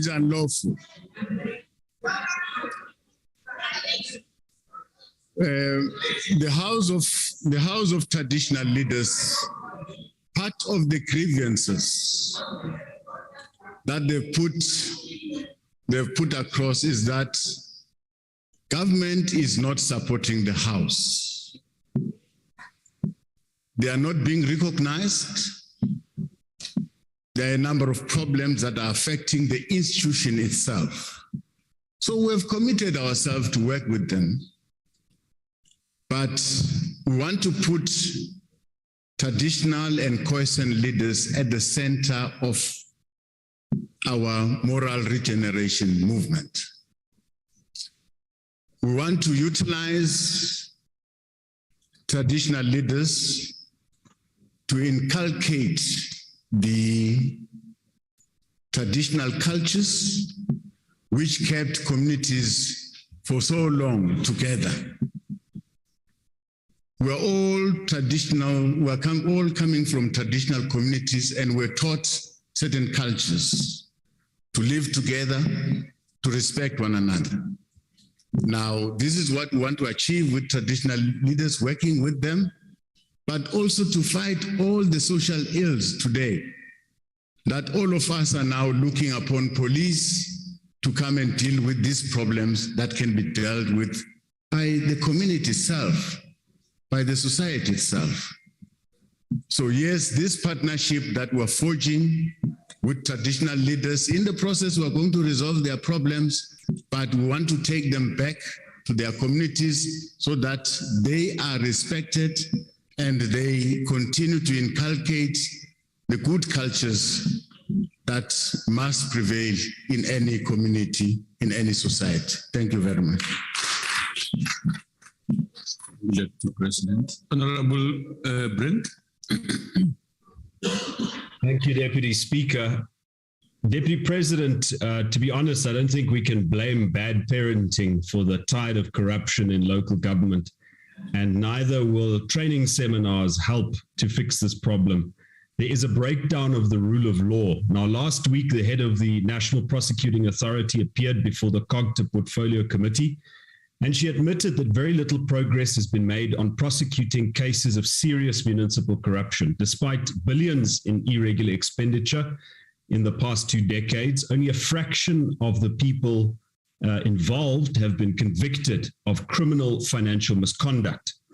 Even if the NPA was well-resourced, which we know it isn't, what we need is assistance of an independent body.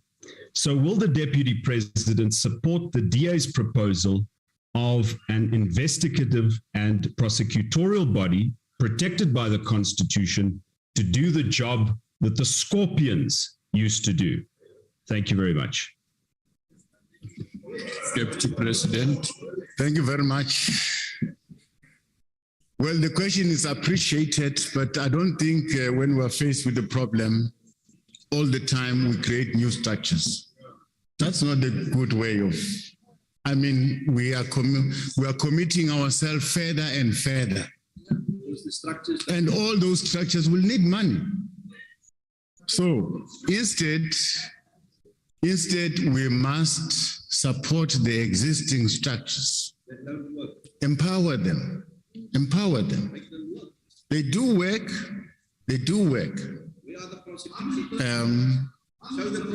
So from where we're standing as government, when we went through the COVID-19, we created the Fusion Center, and we realized all the institutions that are meant to deal with corruption, they were collaborating, and we went through some of the people that were identified in those PPEs, corruption scandals, as brought to books.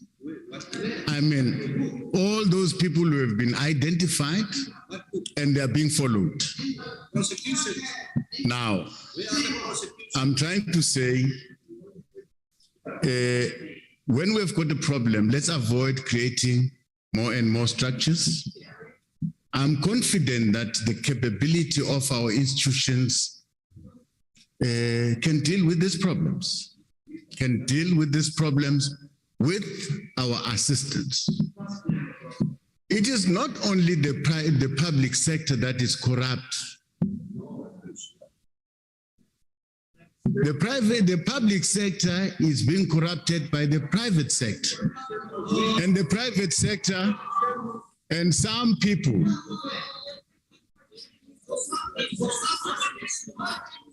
everywhere where there is a corrupt public servant, there is a corruptee in the private sector. So, as much as we are looking at corruption within the public sector, we must also look at corruptions in the private sector. Thank you very much. Honorable Ntangwini, it's your turn. Thank you very much, Deputy Speaker. In August last year, COCTA reported to the Portfolio Committee that 16 municipalities were considered stable in the country, while 163 were under financial duress and 108 had unfunded budgets. Under these conditions, Deputy President, it is not possible for these municipalities to deliver any form of services to the citizens, who in most circumstances are the poor.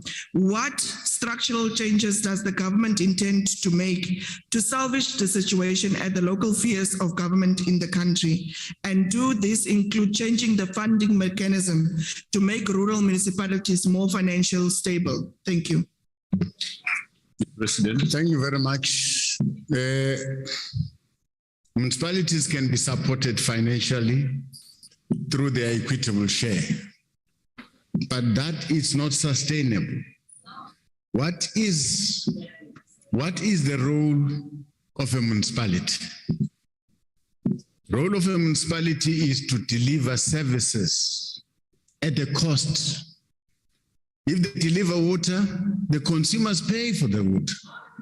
If they deliver electricity, the consumers pay. Now, Our municipalities, they don't collect the necessary revenue.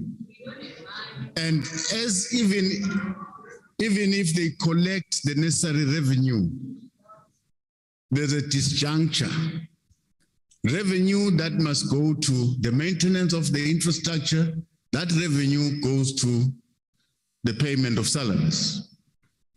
And we've got an aging infrastructure, there's water leakage, aging electricity infrastructure. There are mismatch in local government. So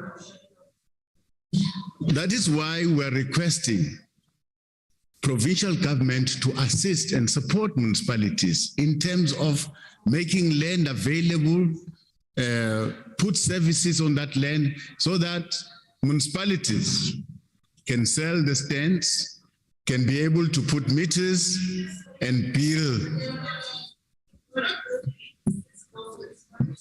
Now, I'm trying to say, a municipality is designed to sell services and sustain itself. It must sustain itself.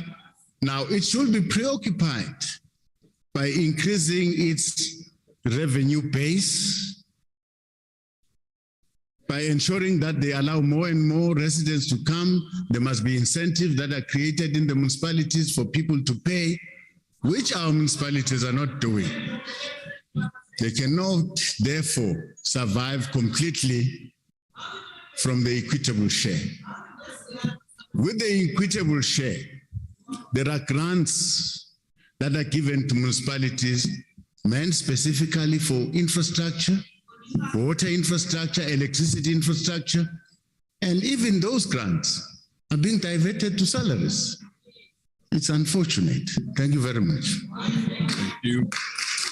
The next question, number 6, is asked by Honorable Gulani to the Deputy President.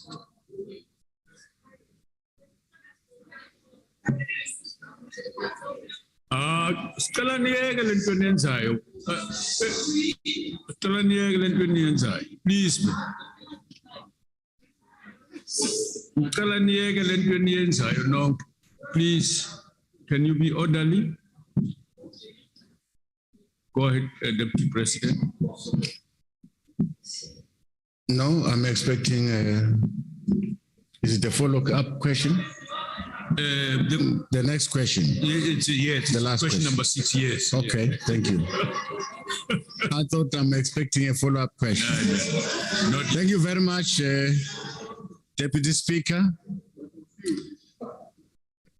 As of the 28th of March 2022, we have administered 33.5 million COVID-19 vaccines to 20.9 million individuals, including 19.35 million adults, as well as 1.55 million children aged 12 to 17 years. This, Deputy Speaker, translates to 48.6% of adults having received at least one dose of the COVID-19 vaccines. The coverage is not equal across all ages, with more than 68% of people 60 years and above of age having been vaccinated, compared with only 35% in those between the age of 18 and 34. Of course, while reaching unvaccinated older people and providing ongoing protection to this group through provisioning of booster doses remains a priority. Increasing coverage in younger cohorts, especially the 18 to 34 years old, is also key to increase coverage at the population level. This strategy, which is protecting those that are vulnerable and increasing overall population coverage, it's important if the effects of any future waves are to be mitigated, especially given the easing of restrictions as announced by the President on the 22nd of March, 2022. It is critical that more people are vaccinated in order to reduce the number of infections, especially the number of hospitalization and deaths associated with COVID-19 infections. This will also help a great deal to reduce the impact of any future waves. Poor demand for and uptake of vaccines remains the largest barrier to increasing vaccination coverage. However, we are encouraged by the efforts of a number of sectors of our society that have implemented policies and programs that are aimed at increasing the demand for and access to vaccination.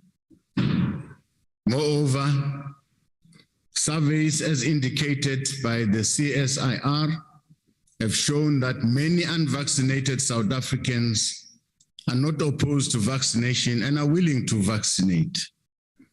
In this regard, we are addressing identified structural barriers like bringing the vaccines closer to the people in order to address cost of getting to and from vaccination sites for those wanting to vaccinate.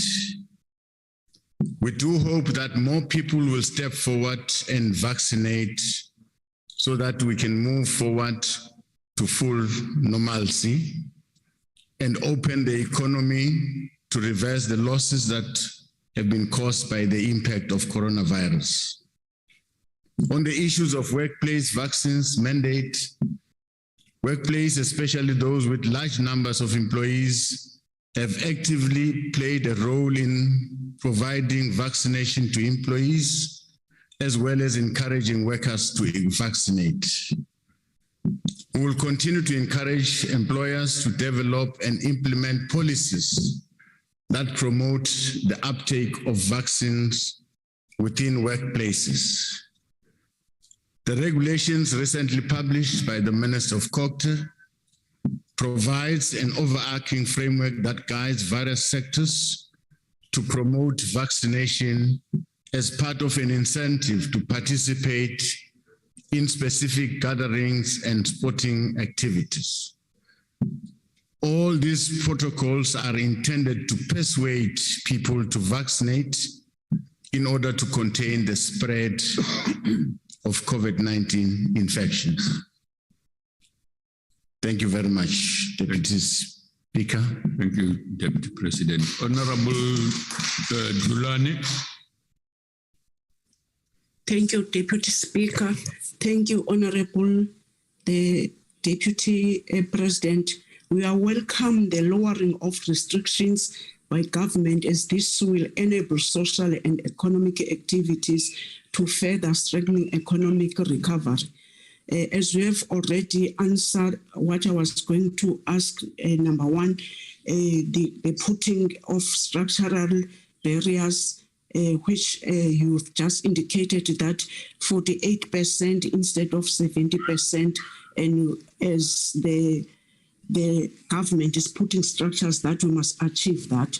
But over the past 2 years, coronavirus has been mutating into different variants, which are more deadly than the current dominant Omicron variant. Also, due to government intentions to lift the national state of disaster as soon as the process of public comments on the national health regulation is finalized. Deputy President, may I ask this question? What are the possible interventions if are to face another more deadly variant after the lifting of the National Disaster Act? I thank you, Deputy President. Deputy President. Thank you very much. Thank you very much, Deputy Speaker. Yes, I think we've made an assessment as government, and the Department of Health likewise.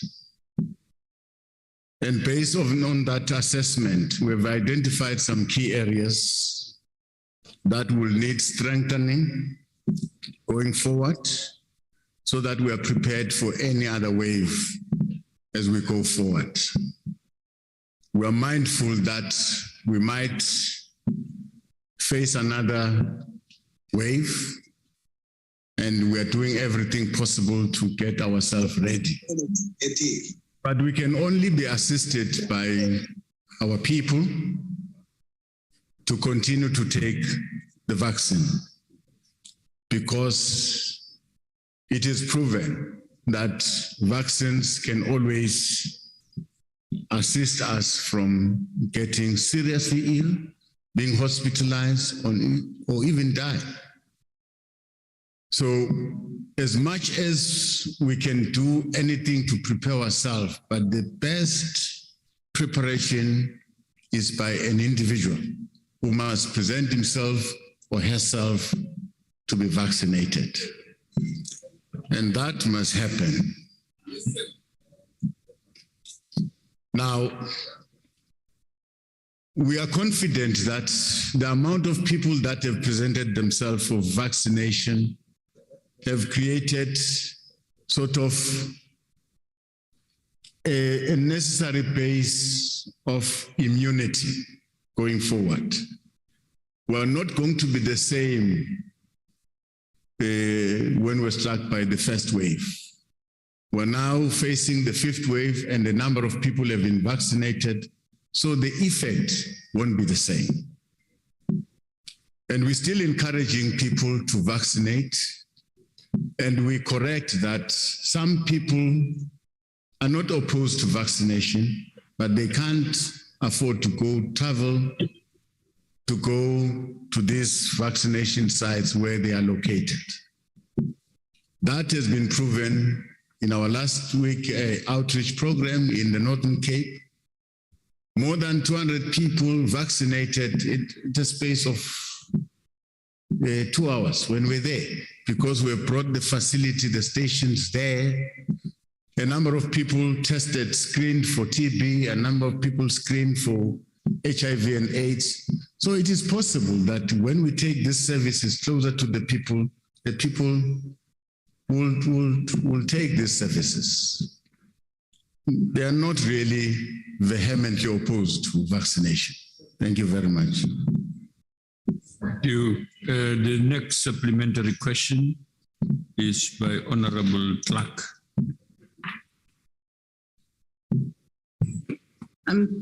Thank you, Deputy Speaker. Good afternoon, Deputy President. Deputy President, in terms of the draft health regulations, 15A states that any person who has been confirmed as having contracted a notifiable medical condition or is suspected of having contracted a NMC may not refuse prophylaxis or treatment. Currently, the only prophylaxis to COVID-19 available is the vaccine. Does this mean that once approved, South Africans could be forced to get the vaccine in such cases? In your capacity as the chairperson of the Interministerial Committee, do these regulations contradict the President's previous announcements that no person would be forced to get a vaccine? And now, although I am a person that 100% supports vaccines, and I have been vaccinated and my family members, it should be one's personal choice. And Deputy President, just a word of caution. Should these draconian draft health regulations be approved, they have the ability to keep South Africans under lockdown indefinitely. This is in itself a very dangerous situation in terms of South Africans' freedoms and civil liberties. I thank you. Sir. Deputy President. Thank you, Deputy Speaker. It's the Deputy President who must answer. Please, honorable members. As government, we're consistent. The announcement made by the President, there's no deviation, even from these health regulations. We're still not forcing anyone to vaccinate, but we are persuading people to vaccinate because it's a good thing to do. Now, Some people are presenting themselves, they're coming forward. Some, they can't because they can't reach our vaccination sites. So we're doing everything in our power to reach our people. But remember, in that process, we're not forcing anyone. We're not forcing anyone. We're sitting with a number of you here, some are not vaccinated, but we're not forcing them. But every day we're talking about vaccination. We're persuading them. One day we think they will change and go and vaccinate. So nothing has changed. We're not contradicting ourselves. We're still relying on the individual to see the correctness of going out and vaccinate. Thank you very much. Thank you. Honorable MD Hlengwa, ila kuthuba leli. Thank you, Deputy Speaker. Good afternoon, Deputy President. Deputy President, a portion of citizens have elected to not accept vaccine. This places those who are vaccinated at a risk, but those who have not, I would like to know this, Deputy President. What measures are in place at all government situations and public space such as schools, universities, and stadiums to protect those who have been fully vaccinated against the various from those who have not? I thank you. President. Thank you very much. We think as government, the regulations, the health regulations that we're putting forward will continue to help us going forward to manage the spread of this infection. We still insist on wearing masks when we are inside buildings. We still insist on a minimum distance of 1 meter. We still insist on washing your hands. So some of the minimum regulations that are presented by health are going to remain post the disaster regulations. So we think people are going to adhere to these regulations so that all of us can behave very responsible and save one another. Now, but one thing that we're not going to do is to force people to go and vaccinate. We think we'll be crossing the red line. All we can do is to encourage our people to go and vaccinate. It's just like when one person is ill. The choice for you to present yourself to a facility, a health facility, the choice is yours. You may decide not to present yourself to a health facility. And I've decided in the past to present myself in a health facility, though very far. But I have presented myself in a health facility because I'm ill. I'm ill. I don't need anyone to push me. I'm ill. So you can, the choice, it's up to an individual, but an individual must be persuaded, must be shown the benefits of vaccination. Thank you very much. Honorable Groenewald, it's your turn, sir. Thank you, Deputy Speaker. In the light of university students that's in fact the client of such institution, some universities implemented or wants to implement mandatory vaccination policies. Northeast University issued a statement saying that they are waiting on government for directions and none is given so far. The Freedom Fund Plus is against any violation of human rights and as such is against mandatory vaccination policies as the government on record stating it will not be mandated.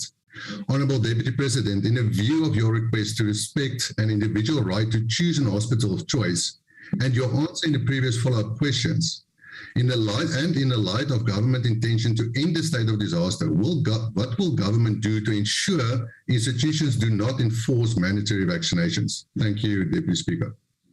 Deputy President. Thank you very much. I think the stance of government is very clear. It won't change. Even if you can repeat the question many times, the stance is clear. We are not going to force anyone to vaccinate, but we're going to persuade people, because we still think that this is an individual choice. The choice of an individual, but repeating the same thing, that an individual must be persuaded to see the benefit of taking a vaccine. And some individuals, I've persuaded some, and eventually they ended up taking the vaccine. I've seen it. Persuasion assist, because some people are avoiding this vaccination because of lack of information and knowledge. So as much as you give them knowledge and explain, they eventually take the vaccine. But I don't think people should be forced to vaccinate outside their will. Thank you very much. Thank you. Honorable members, that concludes the replies to questions. Thank you, Deputy President. Thank you very much. Much appreciated.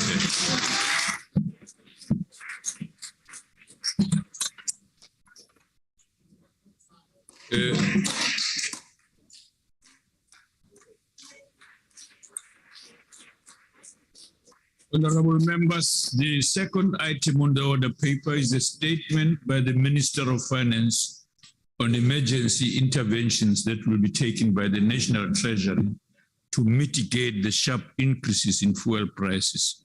I now recognize the Honorable Minister.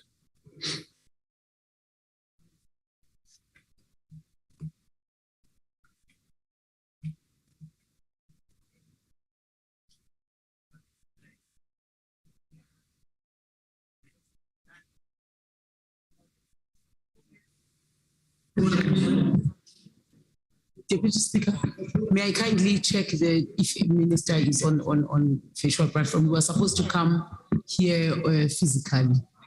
Can I quickly check? Yeah, okay. We'll call in the meantime.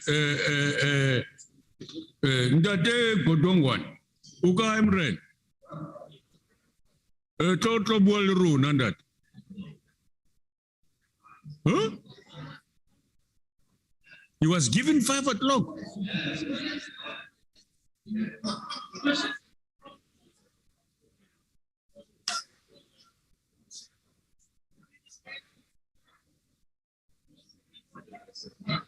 Okay. Let's try and get him out of wherever he is. Please tell him you were so efficient today, he can't believe it. He's very ill-disciplined, Deputy Speaker. Must tell him, ill-disciplined. Oh, the honorable members. Honorable members, pardon me. I just want to to correct. I made a mistake yesterday and I want to correct it today. Please join me in wishing yesterday Honorable Judy Shabalala's birthday and all the and all of you whose birthday it is today and this week. Happy birthday. Thank you. Happy birthday. Point of order, Chair. What's the point of order? Point of order, Chair. Honorable Squatcher, what's the point of order?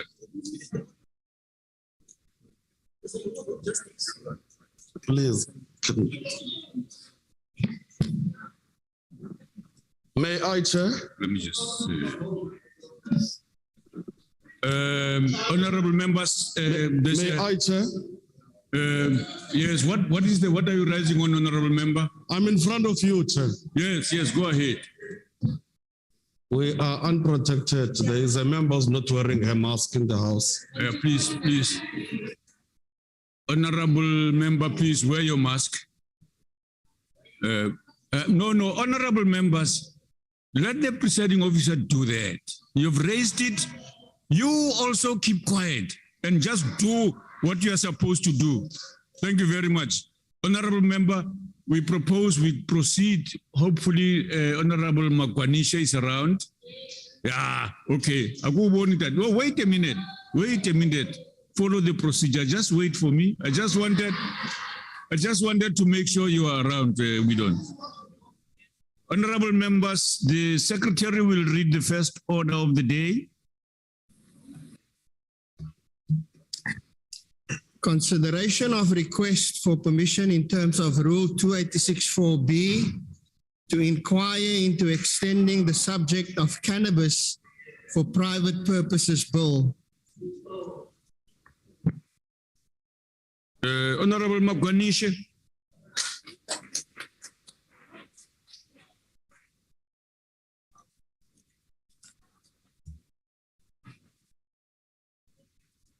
Thank you very much, Deputy Speaker, Honorable Deputy President, honorable members. Honorable Mote, please put on your mask. Interim report on the Cannabis for Private Purposes Bill. In the Prince judgment, the Constitutional Court declared the following legislative provisions unconstitutional as they amount to an impermissible limitation of the right to privacy. They are Section 4B and Section 5B of the Drugs and Drugs Trafficking Act 140 of 1992, read with Part 3 of Schedule 2 of that Act, and Section 22, capital A, subsection 9A up to I of the Medicines and Related Substance Control Act, read with Schedule 7 of the Government Notice number R509 of 2003. The court suspended the order of invalidity for 24 months for Parliament to correct the unconstitutional defect. Although the 24 months has been exceeded, there is no gap in law, as the court provided a read-in provision that ensures that an adult person will not be guilty of a criminal offense if they use, possess, or cultivate cannabis for their personal consumption in private. On the 1st of September 2020, the Cannabis for Private Purposes Bill was introduced and referred to the Committee for Consideration and Report. The committee was briefed on the contents of the bill on the 4th of September 2020, and the bill was then published for public comment. The committee was also briefed by the Department of Agriculture, Land Reform and Rural Development, and the Department of Trade and Industry and Competition on the draft Cannabis Master Plan, which contains a strategy to industrialize and commercialize cannabis. The committee received 55 written submissions and held public hearings on the 31st of August 2021 and on the 1st and 2nd of September 2021. Flowing from the public submissions and its pursuant deliberations, the committee has identified certain subjects that the introduced bill does not address. Therefore, in terms of Rule 286, subsection 4 of the National Assembly rules, the committee seeks the Assembly's permission to extend the subject of the bill to, in addition, provide for commercial activities in respect of recreational cannabis, provide for cultivation, possession, and supply of cannabis plant and cannabis by organizations for religious and cultural purposes on behalf of their members, and respect the right to privacy of an adult person to use cannabis for palliation or medication.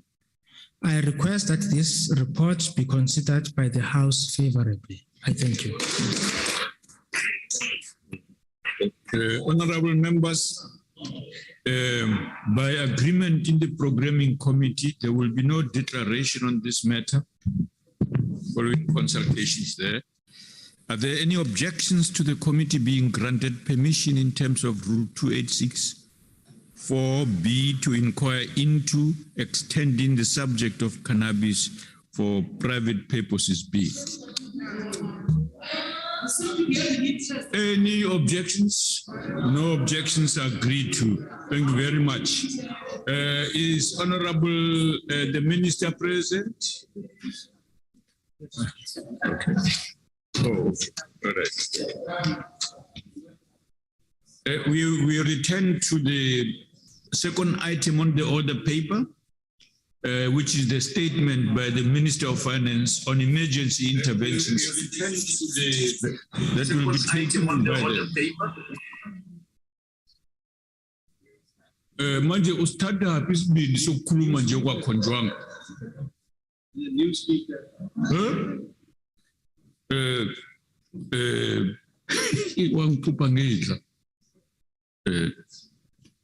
That will be taken by the National Treasury to mitigate the sharp increases in fuel prices. I now recognize the Honorable Minister.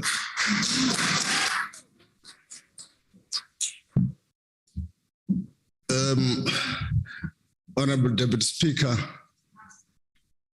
my apologies. My flight was a bit delayed. My work has been difficult because I only briefed Cabinet this morning. So I had to take a left, but my sincere apologies.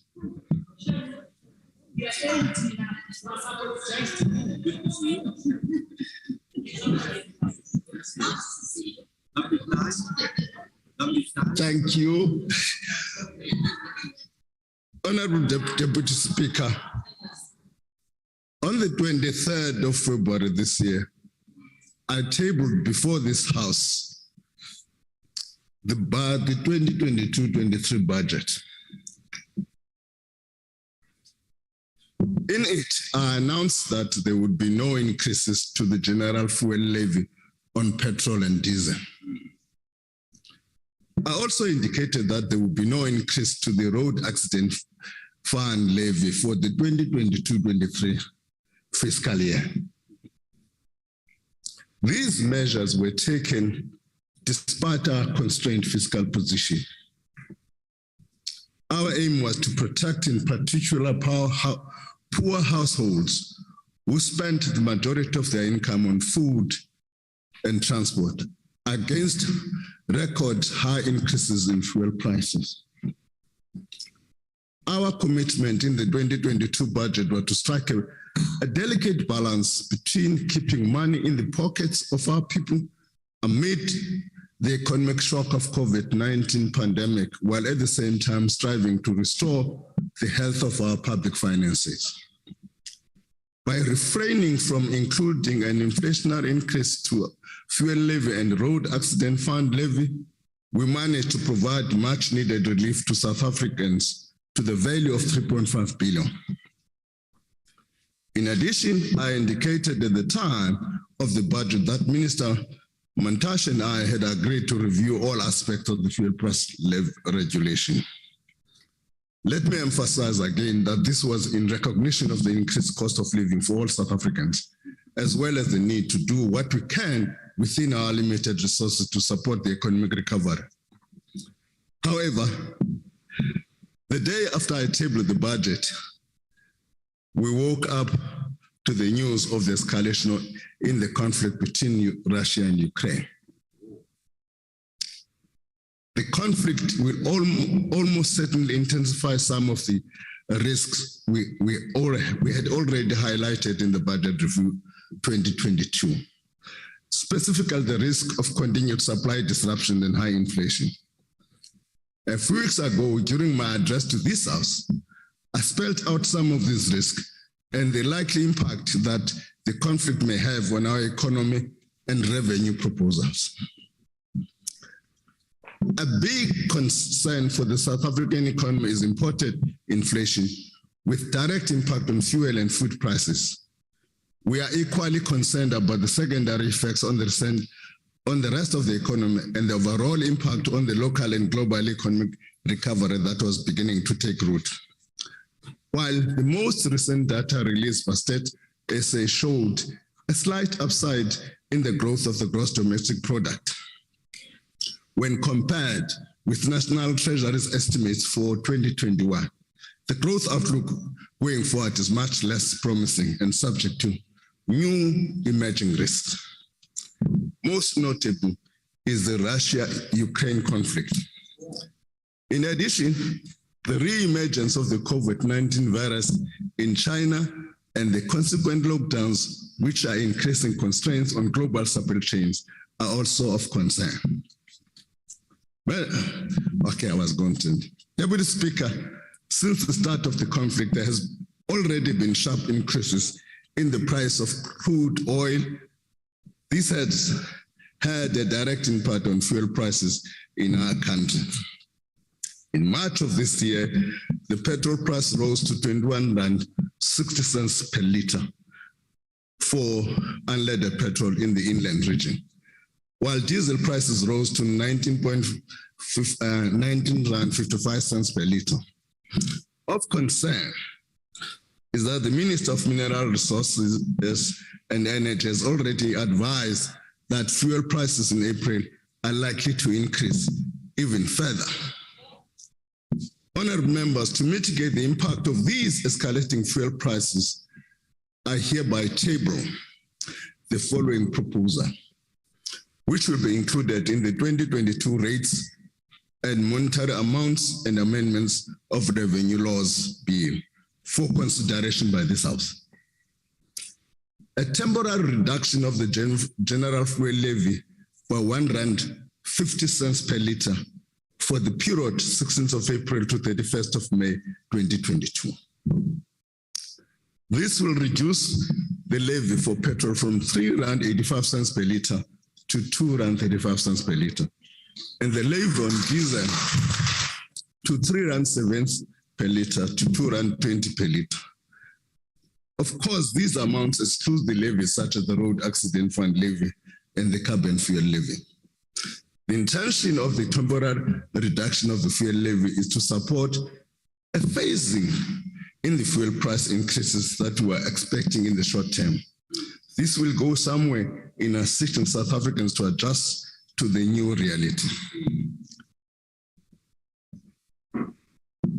Deputy Speaker, the proposed reduction of the general fuel levy for a period of 2 months will not require adjustment to the annual national budget, as the proposal is expected not to have an impact on the fiscal framework. The proposed reduction of the general fuel levy will be funded by a liquidation of a portion of the strategic crude oil reserves. In this instance, the revenue foregone by the reduction in the levies will be recouped through a sale of strategic crude oil reserves, which are held by the Strategic Fuel Fund, which is a subsidiary of the Central Energy Fund. The sale will be required to raise around 6 billion rand. The sale will be authorized by the Minister of Mineral Resources and Energy, and the funds will be deposited into the Equalization Fund at the Central Energy Fund. The Minister of Finance and the Minister of Mineral Resources and Energy have the authority to approve the release of funds from the Equalization Fund to the National Revenue Fund in terms of the CEF Act number 38 of 1977. Deputy Speaker, the fuel levy reduction will be temporary. A broad package of relief measures will be explored, and they will come into effect after the expiry of the 2 months fuel levy reduction. In this regard, the Minister of Mineral Resources and Energy proposes the following package of measures to be introduced after the expiry of the temporary measures from Wednesday, the 1st of June 2022. A reduction in the basic fuel price of 3 cents per litre in line with the recommendation of the review done by DMRE. A termination of the demand side management of 10 cents per litre, particularly in the Gauteng province. An introduction on the price cap of the 19-octane petrol following from the previous DMR proposals and on consultation. This means that retailers can sell below the regulated price. The termination of the practice to publish government guidance by the DMRE on diesel prices to promote greater competition. The registered accounting system, including the retail margins, wholesale margin, secondary storage, and distribution margins, will be reviewed to assess whether adjustment can be made to lower the margins over the medium term. Interventions will be considered by the DMRE to reduce the price pressure for eliminating paraffin over the medium term. We're doing all of these things in line with our overall commitment to keeping money in the pockets of South Africans during these trying times, while at the same time restoring the health of our public finances. Minister Mandash and I have released a joint statement which provides further details on this matter. I thank you, Deputy Speaker.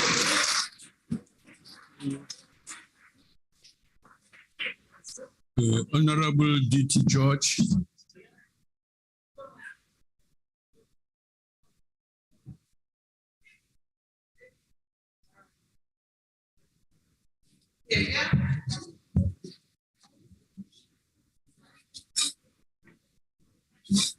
Thank you, Deputy Speaker. For a number of years, the question hanging over our heads has been, what happens when government runs out of money? Government doesn't have any money of its own. It all belongs to the people.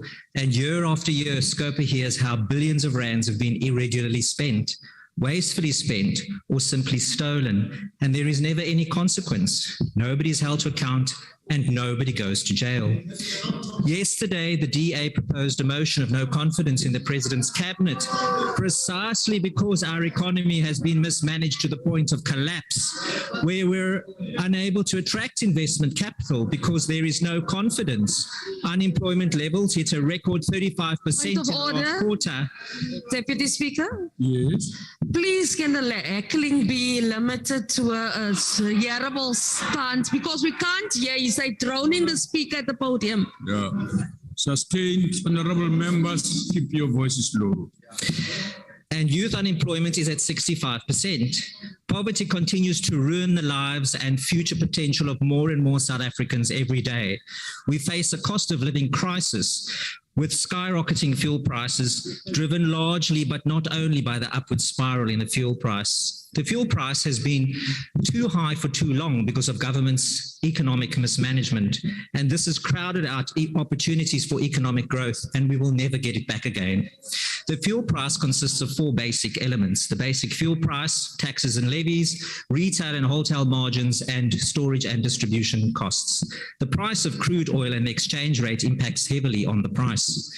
We don't have much control over the price of crude oil, although we certainly made an enormous mistake when the ANC government chose the side of Russia in its illegal war against Ukraine. The war has impacted negatively on the price of crude oil, and when countries such as South Africa do not add value in bringing the war to an end, we actually do pay the price of a more expensive fuel. The ANC government's disgraceful behavior at the United Nations just served to make life more difficult for everyone in South Africa and just served to drive more people into poverty. If government was actually concerned about the fuel price, the oil price, and how it impacted on all South Africans, it would join the rest of the world in doing everything possible to stop the war. Although the dollar-rand exchange rate is subject to market vagaries, it is possible to make our currency more attractive on the markets by ensuring that South Africa is an attractive investment destination. In that way, foreign investors in particular would want to purchase rands for investment and increase its value. The DA has previously called on government to reduce the fuel levy, and that would result in a reduction in the petrol price in the region of 20%. This would take pressure off rising food and transport prices and bring immediate relief to the poor. The petrol price in South Africa is higher than it is in Swaziland, Mozambique, Botswana, Tanzania, Namibia, and Kenya because the fuel levy in South Africa is too high. It is too high because government relies heavily on it to fund its mismanagement of the public finances at 6% of revenue. Bad government is making all South Africans poorer. Social grants are set to increase by 4.5% in April, but electricity and fuel prices are set to go up by more than double that in April. Electricity prices by 9.6% and fuel prices by 11%. Food prices have increased by 5.7% in the past year, according to Stats SA, and that will gather momentum this year. Cutting the fuel levy will create fiscal pressure that can be alleviated in many ways. The root cause of our dire fiscal situation is bad policy, incompetence, and corruption.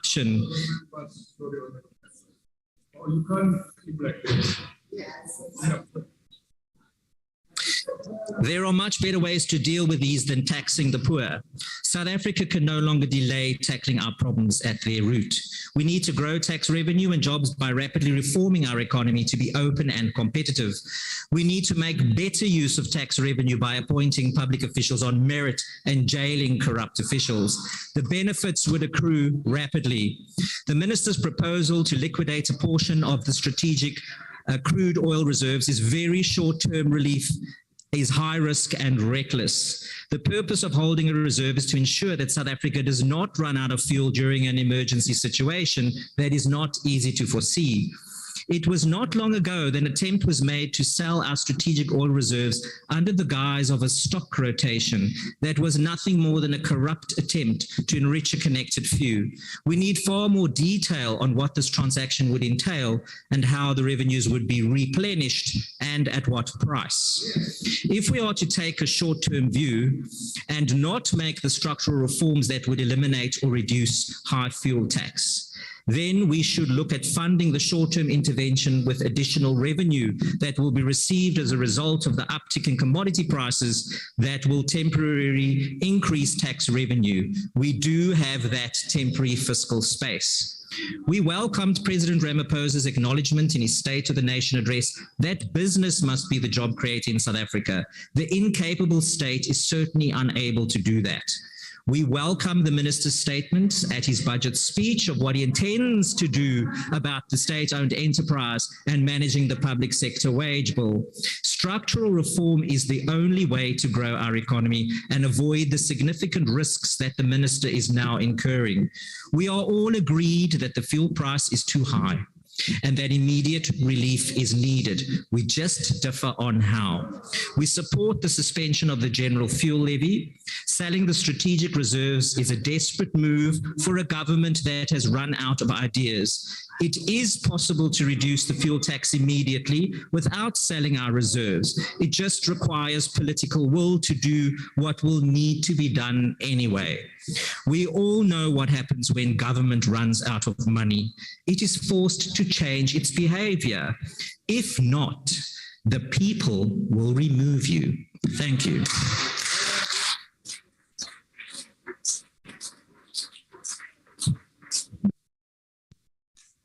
Honorable Mautri.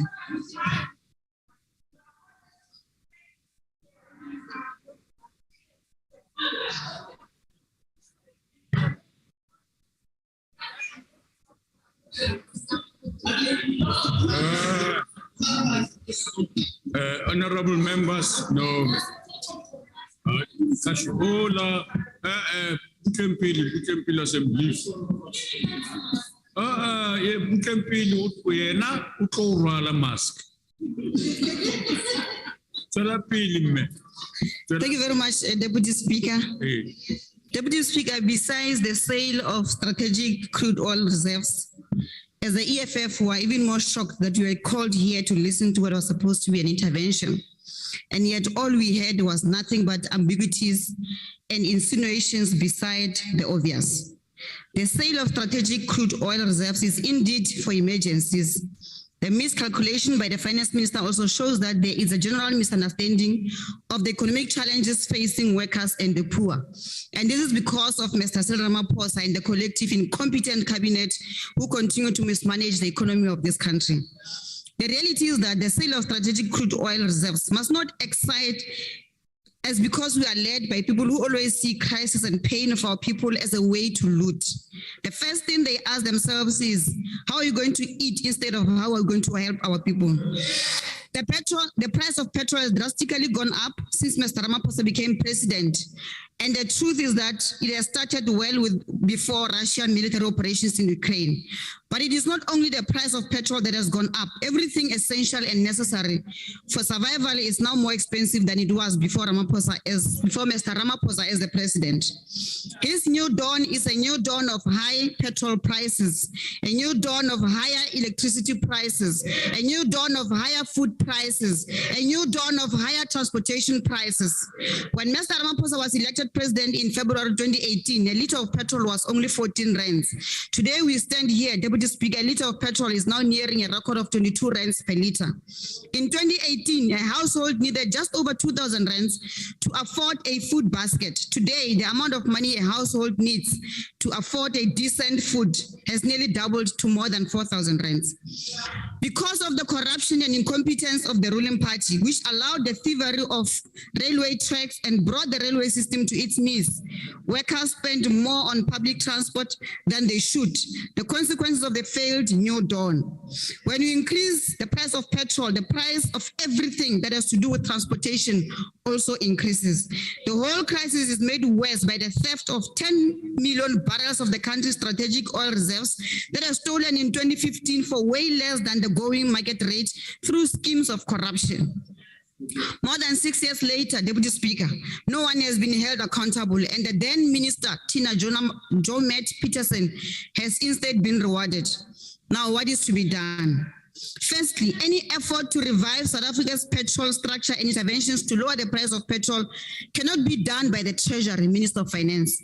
It requires an independent and objective body that is not obsessed with austerity and zigzagging neoliberal policies, even when evidence shows failures. An institution such as Stats SA will be best placed to carry this task, and it must be linked with reviewing the whole CIP data. This is why we cannot continue to defund credible and independent constitutions that should conduct empirical data collection and analysis to inform policy decision-making and rely on the Reserve Bank that is also obsessed with neoliberal zigzagging. Secondly, Deputy Speaker, we need to finalize the prosecution of criminals who stole the oil from the Strategic Fuel Fund and reserve the transaction to get our oil back.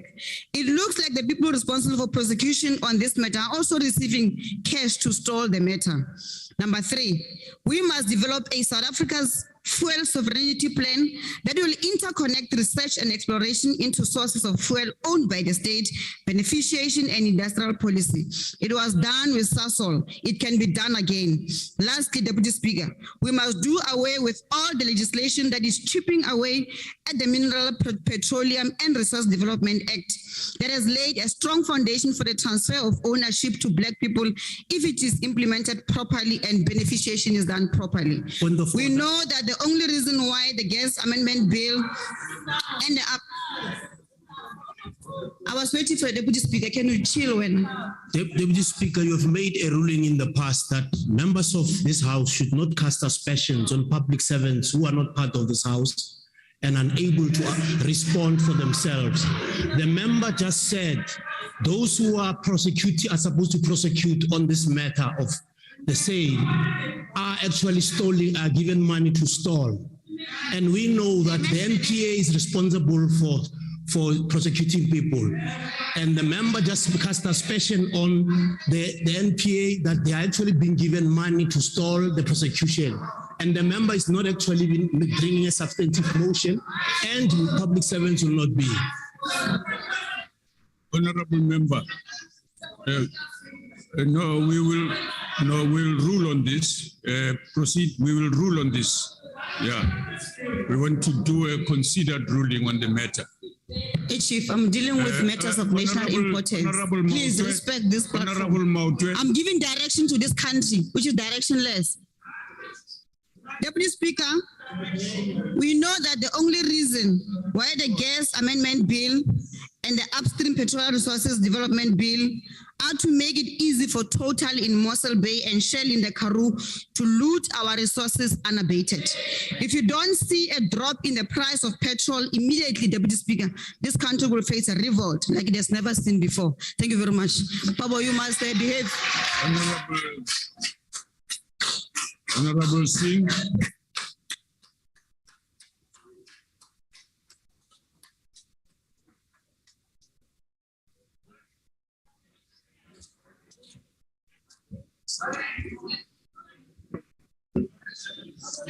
Thank you very much, Deputy Speaker. Deputy Speaker, honorable members and Minister. Honorable members, no, man, you can't do that. No. Whilst any measure to reduce the impact of the increasing fuel price is welcome, and many in this House, political parties and outside of this House have been making such calls, I think there needs to be clarity, Honorable Minister, on what you just said from the podium. When I read the draft statement, and I understand that it was a draft statement that was circulated to us as Chief Whips, it doesn't make mention of the R1.50. And what I'm trying to understand for South Africans is on the 6th of April, when there's a price adjustment to fuel, because we know it happens on the first Wednesday of every month, what will the net impact be on the person who's filling up fuel? Because yes, R1.50 will be deducted from the fuel levy, but yet there are going to be things beyond your control and our control, which is the price of crude oil at that time, which is also going to be the rand-dollar exchange. So the net effect may be on the 6th of April that instead of somebody paying 21 Rand 50, which would have been the price, you'll pay 20 Rand, but it would have increased from what it was. So Minister, can you please explain that so South Africans know what is going to happen to them on the 6th of April? Now also, Honorable Speaker, we know that it is largely what happened in Ukraine, between Ukraine and Russia, that has caused this increase in price. We know it is COVID that caused this. Whatever you want to call it, you can call it. I'm speaking now. But what we have done is that we have indeed found the seed of a hidden opportunity in this adversity. And there's always hope that we can find the seed. However, having said that, Honorable Chairperson, Honorable Minister, you mentioned the Road Accident Fund and the fact that you did not announce increases to the RAF levy. Well, that may be well and good, but I think it is well known, and if one reads the media, and I attended a meeting last week of the Standing Committee on the Auditor General, that the Road Accident Fund has taken the Auditor General to court because they don't like the opinion that the Auditor General has expressed on the financial accounting. And the reason for that is the Road Accident Fund wants to introduce its own accounting principles, which are against what is the normal, generally accepted accounting principles. Now, that is not acceptable. They want to hide almost 300 billion Rand in a contingent liability by saying there's only 27 billion Rand liability. Honorable Minister, you've got to look at this, and you've got to look at the fact that an accountant general has got to be appointed urgently, and you intervene together with the Auditor General in this matter, because we cannot allow the RAF to do things that they want to do on their own against our principles. The other thing, Honorable Minister, in looking at the 1st June proposals, I hope that the public will be allowed to make some input, because at some stage many years ago, all public transport operators, buses and taxi operators, were given an opportunity for a rebate on fuel. I remember it very clearly because I come from that industry. And we need to reintroduce that rebate on fuel for those who provide public transport. So then taxi owners would reduce their fares, bus owners would reduce their fares, and that would help the public out. That will help the public out there. Lastly, Honorable Deputy Speaker and Minister, the Fuel Retailers Association have been making submissions, a number of submissions on margins, and I hope that these will be taken very, very seriously by yourself and the Minister of Mineral Energy as you move forward towards your 1st June proposals. But for now, we welcome any relief, but it should not be robbing Peter to pay Paul. Thank you very much, Honorable. Where is Sheila? Where is Sheila?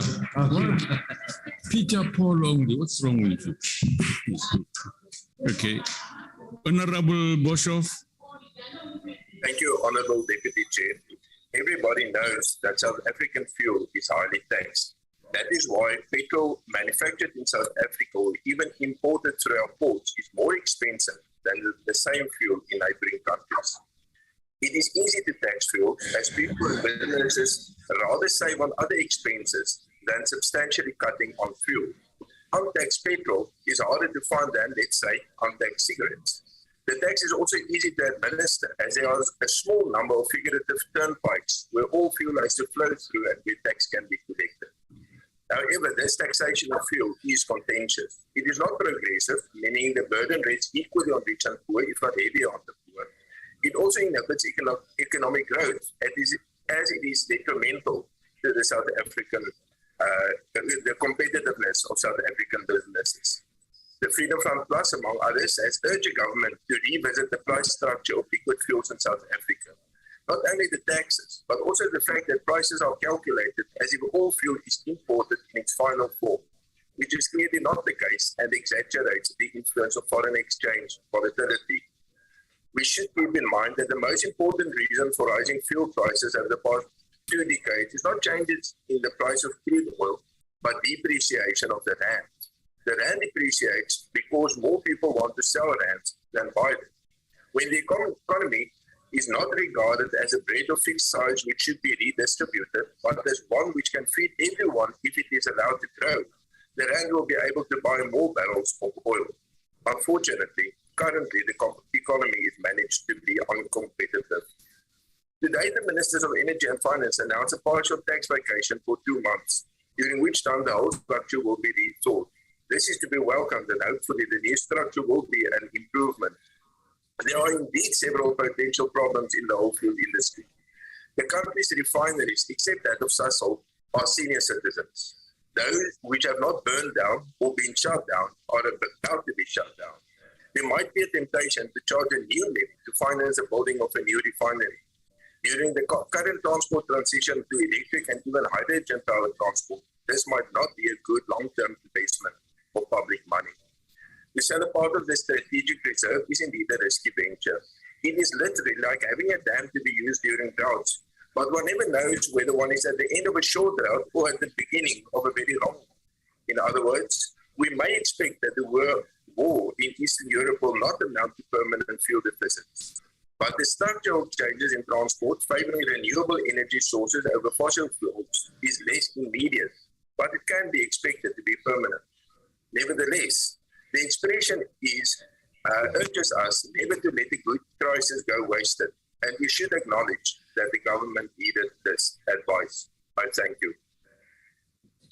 Thank you, Honorable Boshoff. Honorable Swart.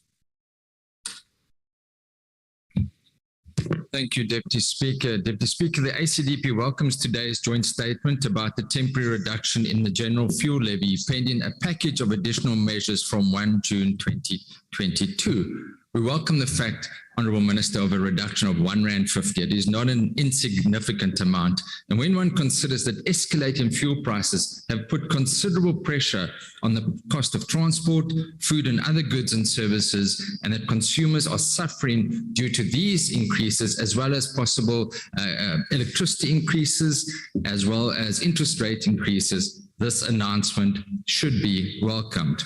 The ACDP raised this issue with both President Ramaphosa and you as well, Minister of Finances, during the question time.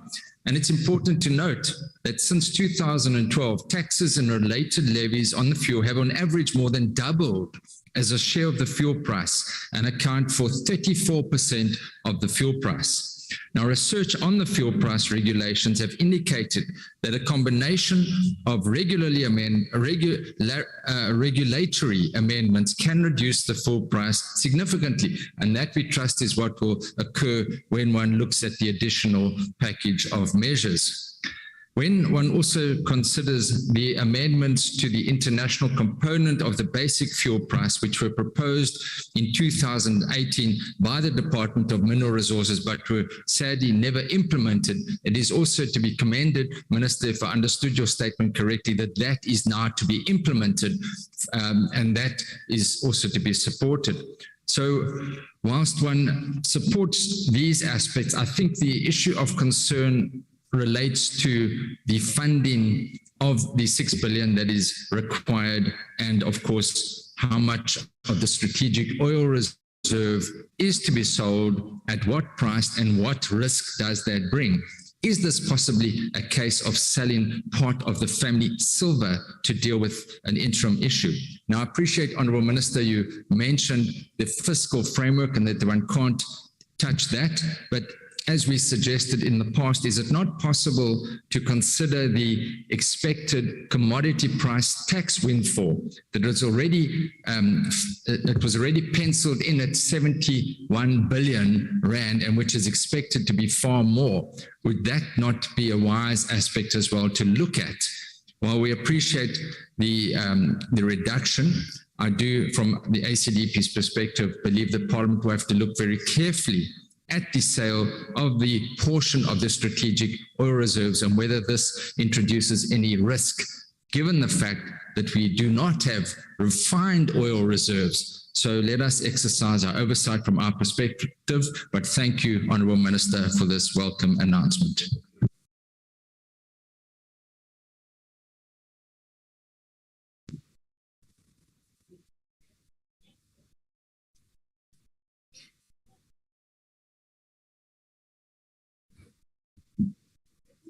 Deputy Speaker,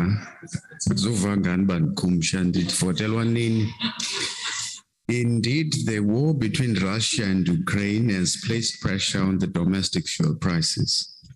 Naturally, this conflict has caused supply shocks to the global economy, and we are not immune to that.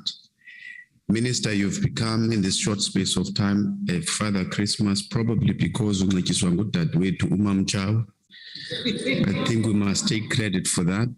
The decision to temporarily reduce the general fuel levy by 150 cents is indeed welcome, as it's going to provide the South African motorists and the economy in general with the much needed relief at this very important period.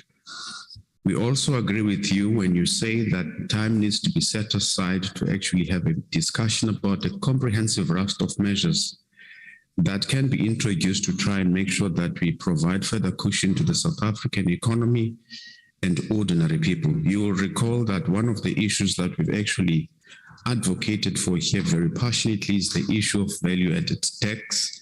We do not agree with you when you say that if you were to reduce 1%, the fiscus would lose about 30 billion, but you are not able to tell us as to how much revenue we're going to lose by reducing corporate income tax from 28% to 27%, and what the effect of previous increases were on the South African economy. That empirical study is required, Mr. Minister. But I think the other issue in broad terms is that we continue to provide cushions to the South African economy, but businesses then don't fall in line. For example, we also run the risk where price increases which were made at the beginning of the year, people might not actually reduce their prices, even though we're trying to mitigate that effect on the South African economy. I'm talking about the cost of transport, for example. You know, people have already increased prices. One of the things that the government, the Competition Commission, for example, did during COVID, they were vigilant around people who are inflating prices unnecessarily. I think we need to be vigilant even during this period so that we don't provide a cushion for the public, but it doesn't reach the public, the intended beneficiaries. It's actually end up people making more money. The other issue is that we continue to do this thing. We gave people loan guarantee schemes, for example, extended loans to the private sector. But the unemployment rate did not improve even after people got bailouts from us. It's a problem in general. Even with the 32.8 billion rands that we gave to companies, which was a bailout during the social unrest in KZN and Gauteng, did they make sure that our people didn't lose jobs after we spent taxpayers' money doing those things? So we need to assess the effectiveness of the measures that we put in place. We are obviously concerned about the sale of strategic crude reserves. Siteni sithi 4 minutes nje. What 4 minutes? Awusakwazi ukufunda nje. Angisakwazi ukufunda. 4 seconds.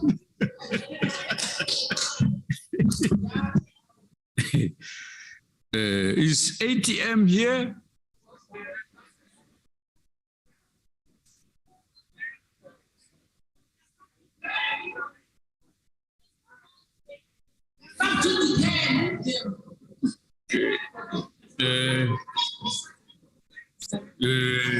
Good, Honorable Heron.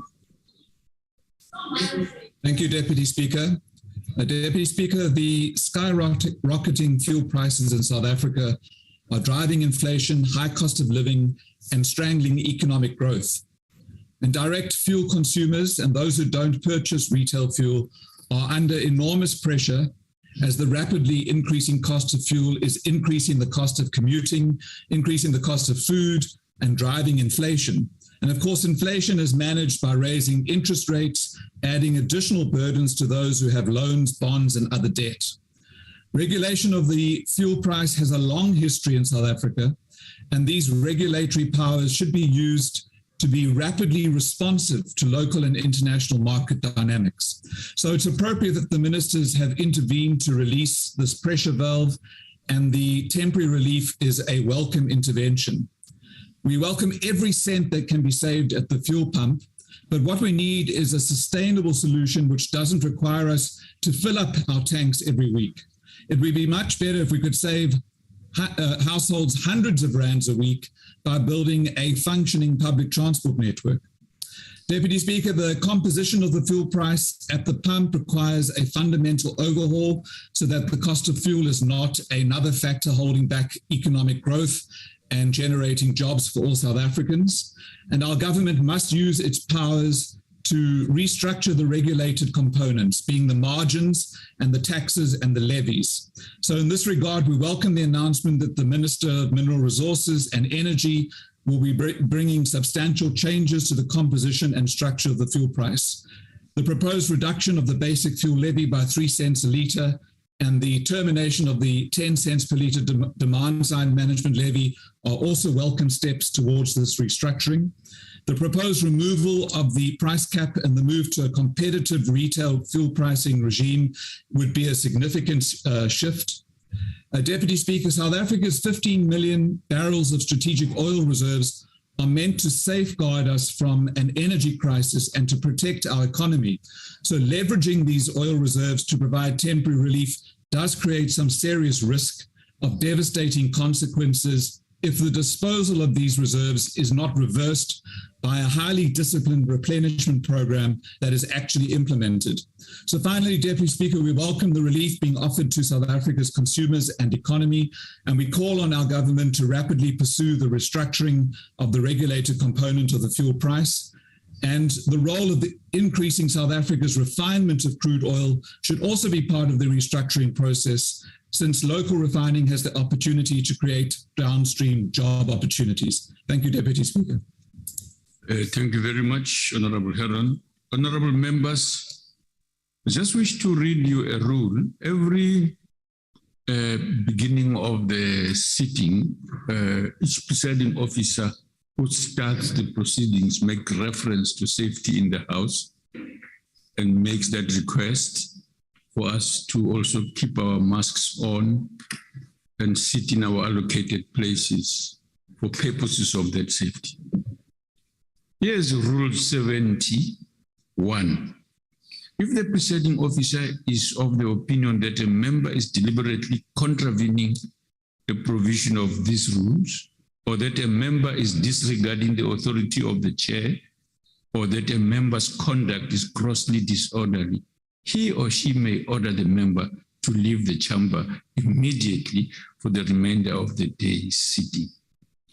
I am reading this rule so that we don't have to go back to reading it. Thank you very much. Honorable Sheikh Imam. Thank you, Deputy Speaker. Deputy Speaker, through your minister, let me tell you about the reality on the ground. The latest report, electricity costs is going up by 9.5%, water by 6.5%, sanitation by 6.5%, refuse by 5%, property rates by 5.2%. There is collusion between the big 5 supermarkets in the country, and you would find that the price of foodstuff has been rocketing. The cost on airfares have increased. Now, whilst we welcome the relief that you are talking about, Minister, I think what is important to note that the road accident fund is not an asset, it's actually a liability. Maybe it's time to dispose of this function. Let it be handled by the private sector and include some kind of insurance through the licensing, and that will go a long way. You know, Deputy Speaker, we lose in this country approximately 300 billion rand Let me say that again, 300 billion rand, and very little or nothing is being done to put measures in place to try and prevent this. And I still cannot understand why we're allowing it to go on. Now, one of my concerns is that, Minister, as you rightfully alluded to the fact that there'll be a disruption in the continued supply of crude oil. Now, if you dispose of some of these crude oil and the disruption continues, then what is the risk to us here if we do not get adequate supply of crude oil in the country? Added to that, Minister, is another problem. Many of these fuel companies are leaving South Africa for the neighboring countries, which means lots and lots of jobs are going to be lost. But more importantly, it means that we are going to be importing more and more fuel, and that's going to push up the cost once again. But what is not clear here, Deputy Speaker, through you, is the relief that we're going to get from the 6th of April. Is that relief after the increase that might come in the 6th of April, or is that relief of 150 from the current price that's going to come into effect on the 6th of April? Because we know that the first Wednesday of each month is when we adjust the prices. So that's what we need to know. You know, I just want to repeat this particular one, Deputy Speaker. 14 children died of malnutrition in Nelson Mandela Bay. 216 suffered with severe acute malnutrition. 16,000 were left without aid. So the problem is a lot bigger than what we are talking about, Minister. We need to look at putting in measures. We have a more productive society, create more jobs. Thank you, Honourable Member. Your time has expired. Thank you very much. AIC, PAC, ANC, Honourable Luz.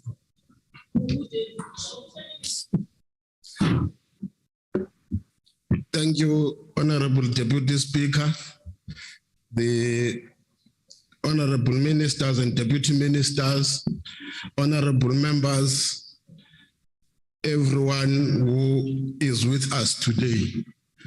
First, thank you, Matiba. You understood the challenge that as a nation we are faced with. Honorable members, over the past 2 years or so, our country has witnessed exponential increase in fuel prices. It's not new. It didn't start yesterday. Notwithstanding all these factors, the high price of crude oil has been one of the reasons behind the high fuel prices. Since the beginning of this year, this has been one of the tasks in the committee we have been seized with. What complicated matters was the conflict between Russia and Ukraine, which imposed external factors on the challenges that inherently we have been confronted with. And therefore, honorable members, countries all over the world have started to introduce mitigating measures against the fuel prices. It's not unique in the South African context only. Among some of these countries is South Korea, which introduced a 20% cut in the fuel tax as early as November 2021, which was extended to March 2022. Poland introduced a fuel tax cut to 8% from 23%. Vietnam, 50% on cut on environmental levy. And therefore, it is not something that is unique. You were going exactly to what other countries, when confronted by challenges, they resort to do to protect the interest of the nation. Honorable Deputy Speaker, as a portfolio committee on mineral resources, we have been very much concerned about the knock-on effects to South African citizens, both rich and poor. We will deal with the issue of, because some people must go for dialectical lessons to understand that at times the relationship between the poor and the rich does exist. It is antagonistic, but at the same time, it can be cooperative. But obviously, if you commit class collaboration, you will never understand some of these issues. Now, honorable members, in its engagement, the committee has looked at what are the mitigating measures that could be taken into consideration. We have had engagement with stakeholders, first with the Department of Mineral Resources and Energy, as well as the Automobile Association. Recently, we have had engagement with all the role players and organizations in the petroleum industry, including National Treasury, as well as SIR, which has been doing research on these matters. There are two energy sources which I think the Honorable Minister talked to, and I don't think there's a contestation. And I think we must welcome the issue of a levy reprieve as far as liquid fuel gas, as well as which we think it's important to take a consideration of the VAT as far as the illuminating paraffin is concerned. But very quickly, I think we must welcome even the reduction on the general levy. Whether it's calculated differently, but it will make a difference. The issue, Honorable Minister, that we think must have a discussion on is the issue of the road accident fund.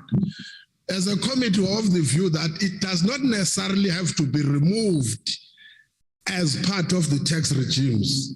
But with the new development of technology, it might be dislocated in the area where it is currently.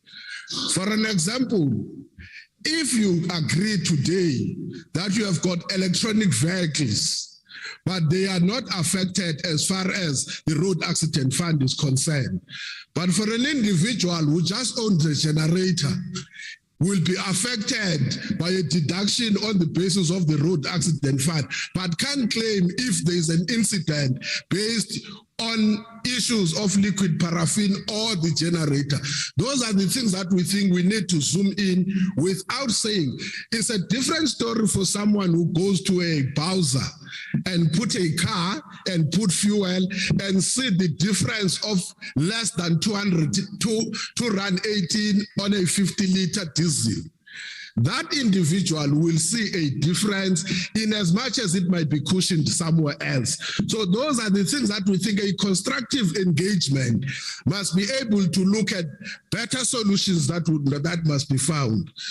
Most definitely, as I said, we welcome the reduction as far as the general fuel levy is concerned. But quickly, let me address a certain matter here. Not every revolutionary phrase is revolutionary.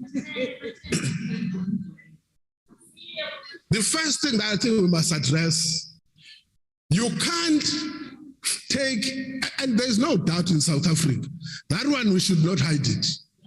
Part of our problem, we have to deal with the issue of consequence management in the public service. That there's no doubt about it.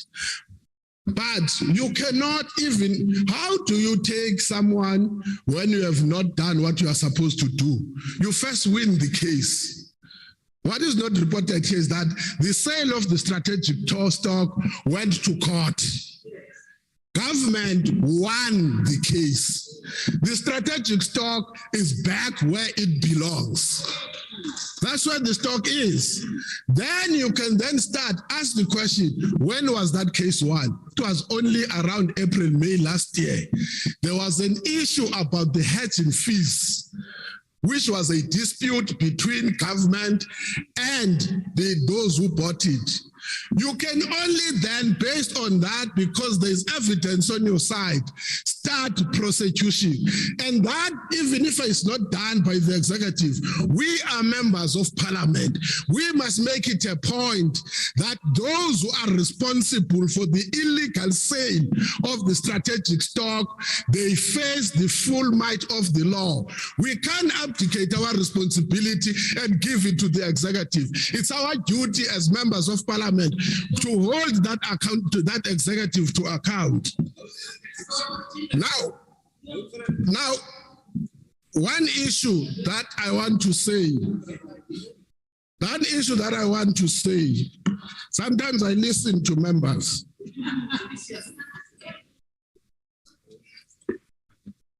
Now I listen to members. There is something, they call themselves Fanonists. This is what Frantz Fanon says, open quote, there are too many idiots in this world. And having said it, I have the burden of proving it. Close quote. Now,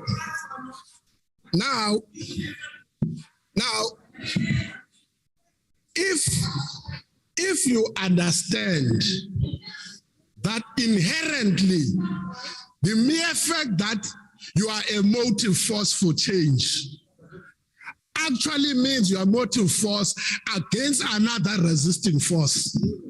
We are not in a free way. Now, those who have got the luxury of time, we have got a duty not just to interpret the world, but to change it. And that's precisely that. You don't change the world under conditions of your own choice. You change conditions of our people on the basis of the inherent suffering that have been put over so many years. On those words, thank you very much, Honorable Minister. You are on the correct path, and we think this is what South Africa wants. All patriots will appreciate there is a difference between an intervention and an absolute work that is performed. Thank you very much. Thank you, Honorable Member. Honorable Minister.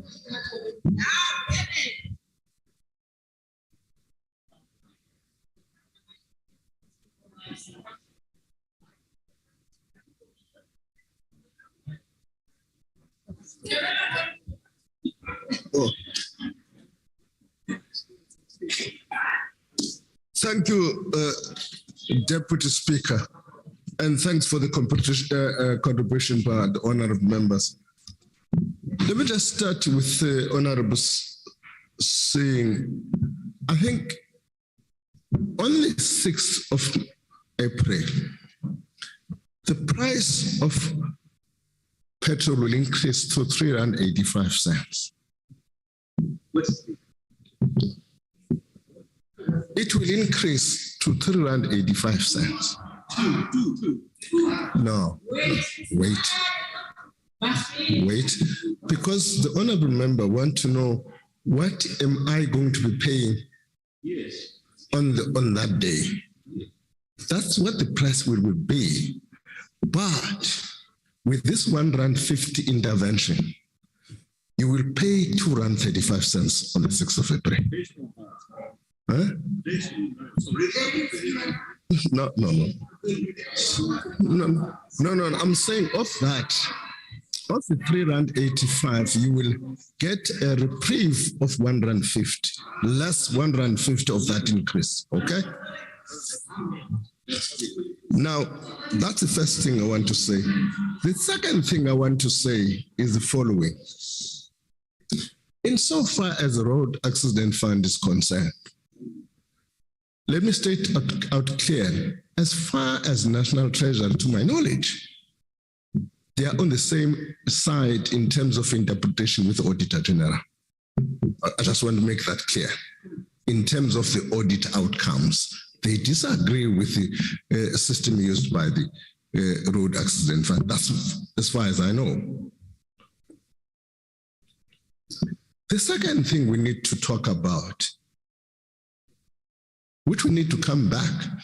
I'm in discussion with my colleagues, Minister of Social Development and others, to restate the debate about a comprehensive social security system. What are the key elements of such a system?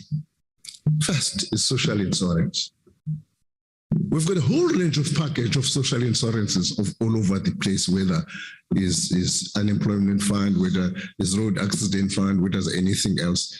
We're putting another social insurance in the form of NHI and all of those things. We need to look at that. The second component of is social assistance, which the minister is seized with. The third component of that is active labor market policies.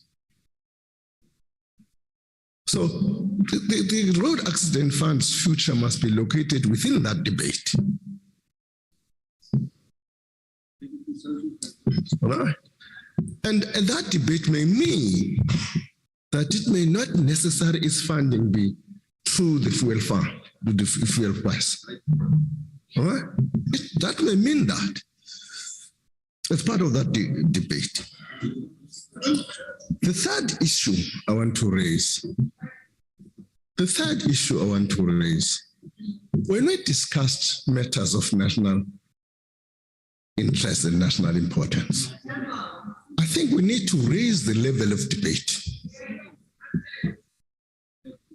We need to raise the level of debate. Let me just say my own personal view. All of this, you on this side, right? I don't regard you as enemies. I regard you as fellow South Africans, but political opponents.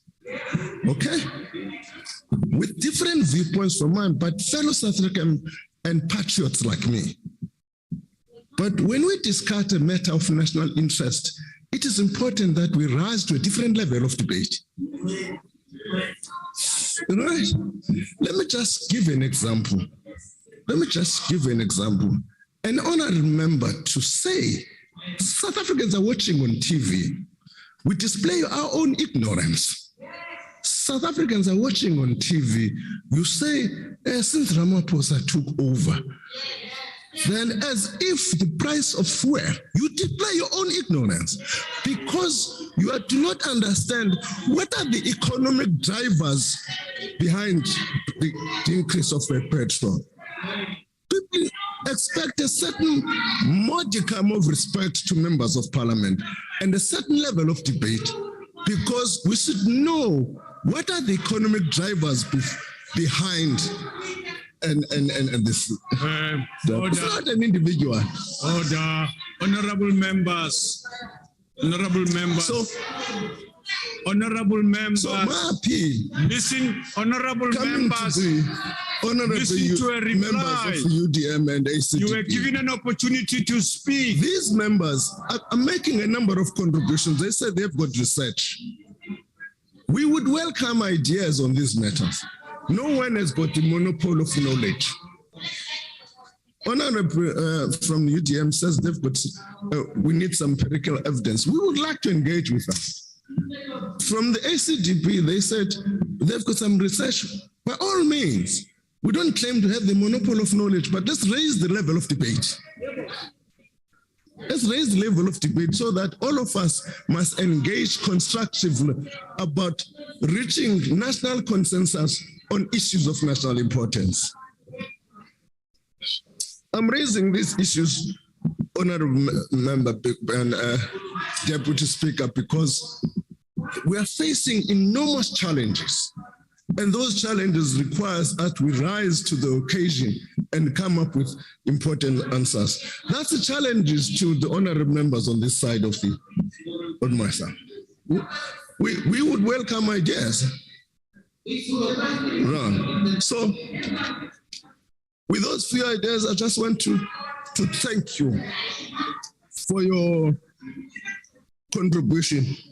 But for God's sake, honorable members, God's sake, let's raise. We would like constructive ideas. Honorable Minister, Honorable Minister, just 1 second. Honorable members. Honorable members, it's not appropriate what you are doing. The minister is replying to a debate. All of us in the House wants to hear it. You are preventing us from hearing the debate. And we have protected you from the same thing from members in the House. You are repeating that.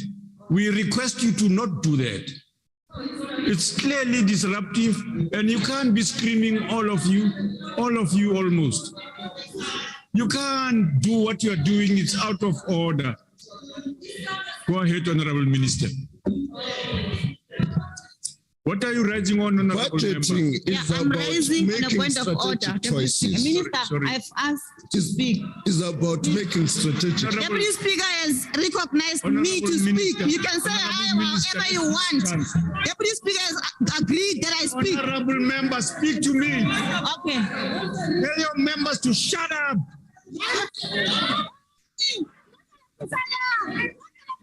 Honorable members,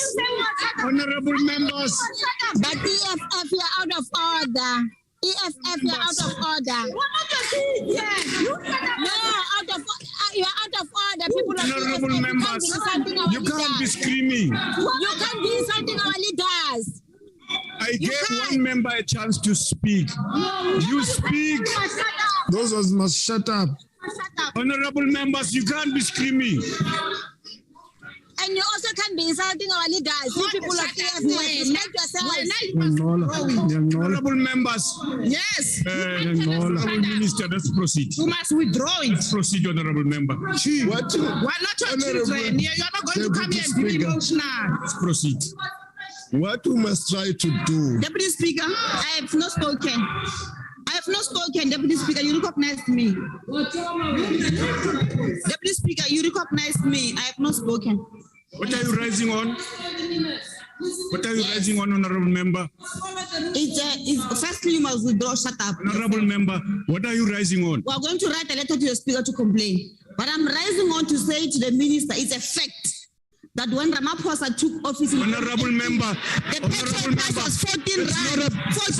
No, she must sit down. Honorable Member, that's not a point of order. That's not a point of order. She must sit down. Forget it. That's not a point of order. Go ahead, Honorable It's a Minister. point of order. Honorable Deputy Speaker. What rule? On a point of order, Deputy Speaker. On a point of order, Deputy Speaker. Now, Yes, don't worry, you will get your flight. Just hold on. On a point of order, Deputy Speaker. What's your point of order? Deputy Speaker, you will recall just now you said to us we must shut up to all of everyone here in this house, and that is unparliamentary. And we're gonna take you to the Rules Committee because that can't happen. Okay. That can't happen. You can't tell members of parliament to shut up. You yourself, as a deputy speaker, you must adhere to the rules and keep yourself. Be patient with members. Stop this hotness. Honorable Member. We know that you are rushing for your flights. Honorable You're gonna Member. get it, man. Don't worry. Honorable members. But it can't be masters of insults here. Honorable members. Let's proceed. Honorable Minister, please proceed. We have listened to you. We now wish to proceed. As I conclude, Honorable Deputy Speaker, as I conclude, the point I was raising, it's going to be important on matters of national importance that we try and win each other's argument through cogent arguments. And I have then said, some members have made suggestions to empirical evidence, and some researchers, I'm saying, would welcome that because we don't claim to have the monopoly of wisdom. We don't claim to have the monopoly of wisdom. But as I conclude, part of what we must, and I've said some of the things have got risk. When you take a decision, it's got risk and rewards. We're taking that. A budget is also about trade-offs. Well, I would like to also to take the fuel levy out as much as I can. But that is going to require a phasing out. It can't be on and on. The fuel levy as it stands, it provides us 90 billion rand of the total budget. To simply take 9 billion rand off the system, the first target will be to target those programs that are servicing the poor. When the poor are actually in need of support in these trying times. Thank you, Honorable Deputy Speaker.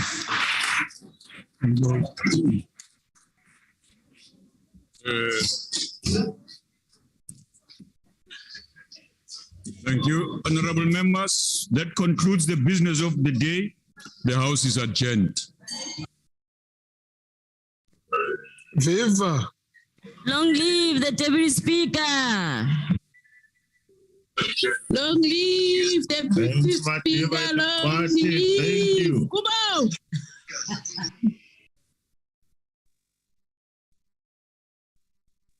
Aman. Long live.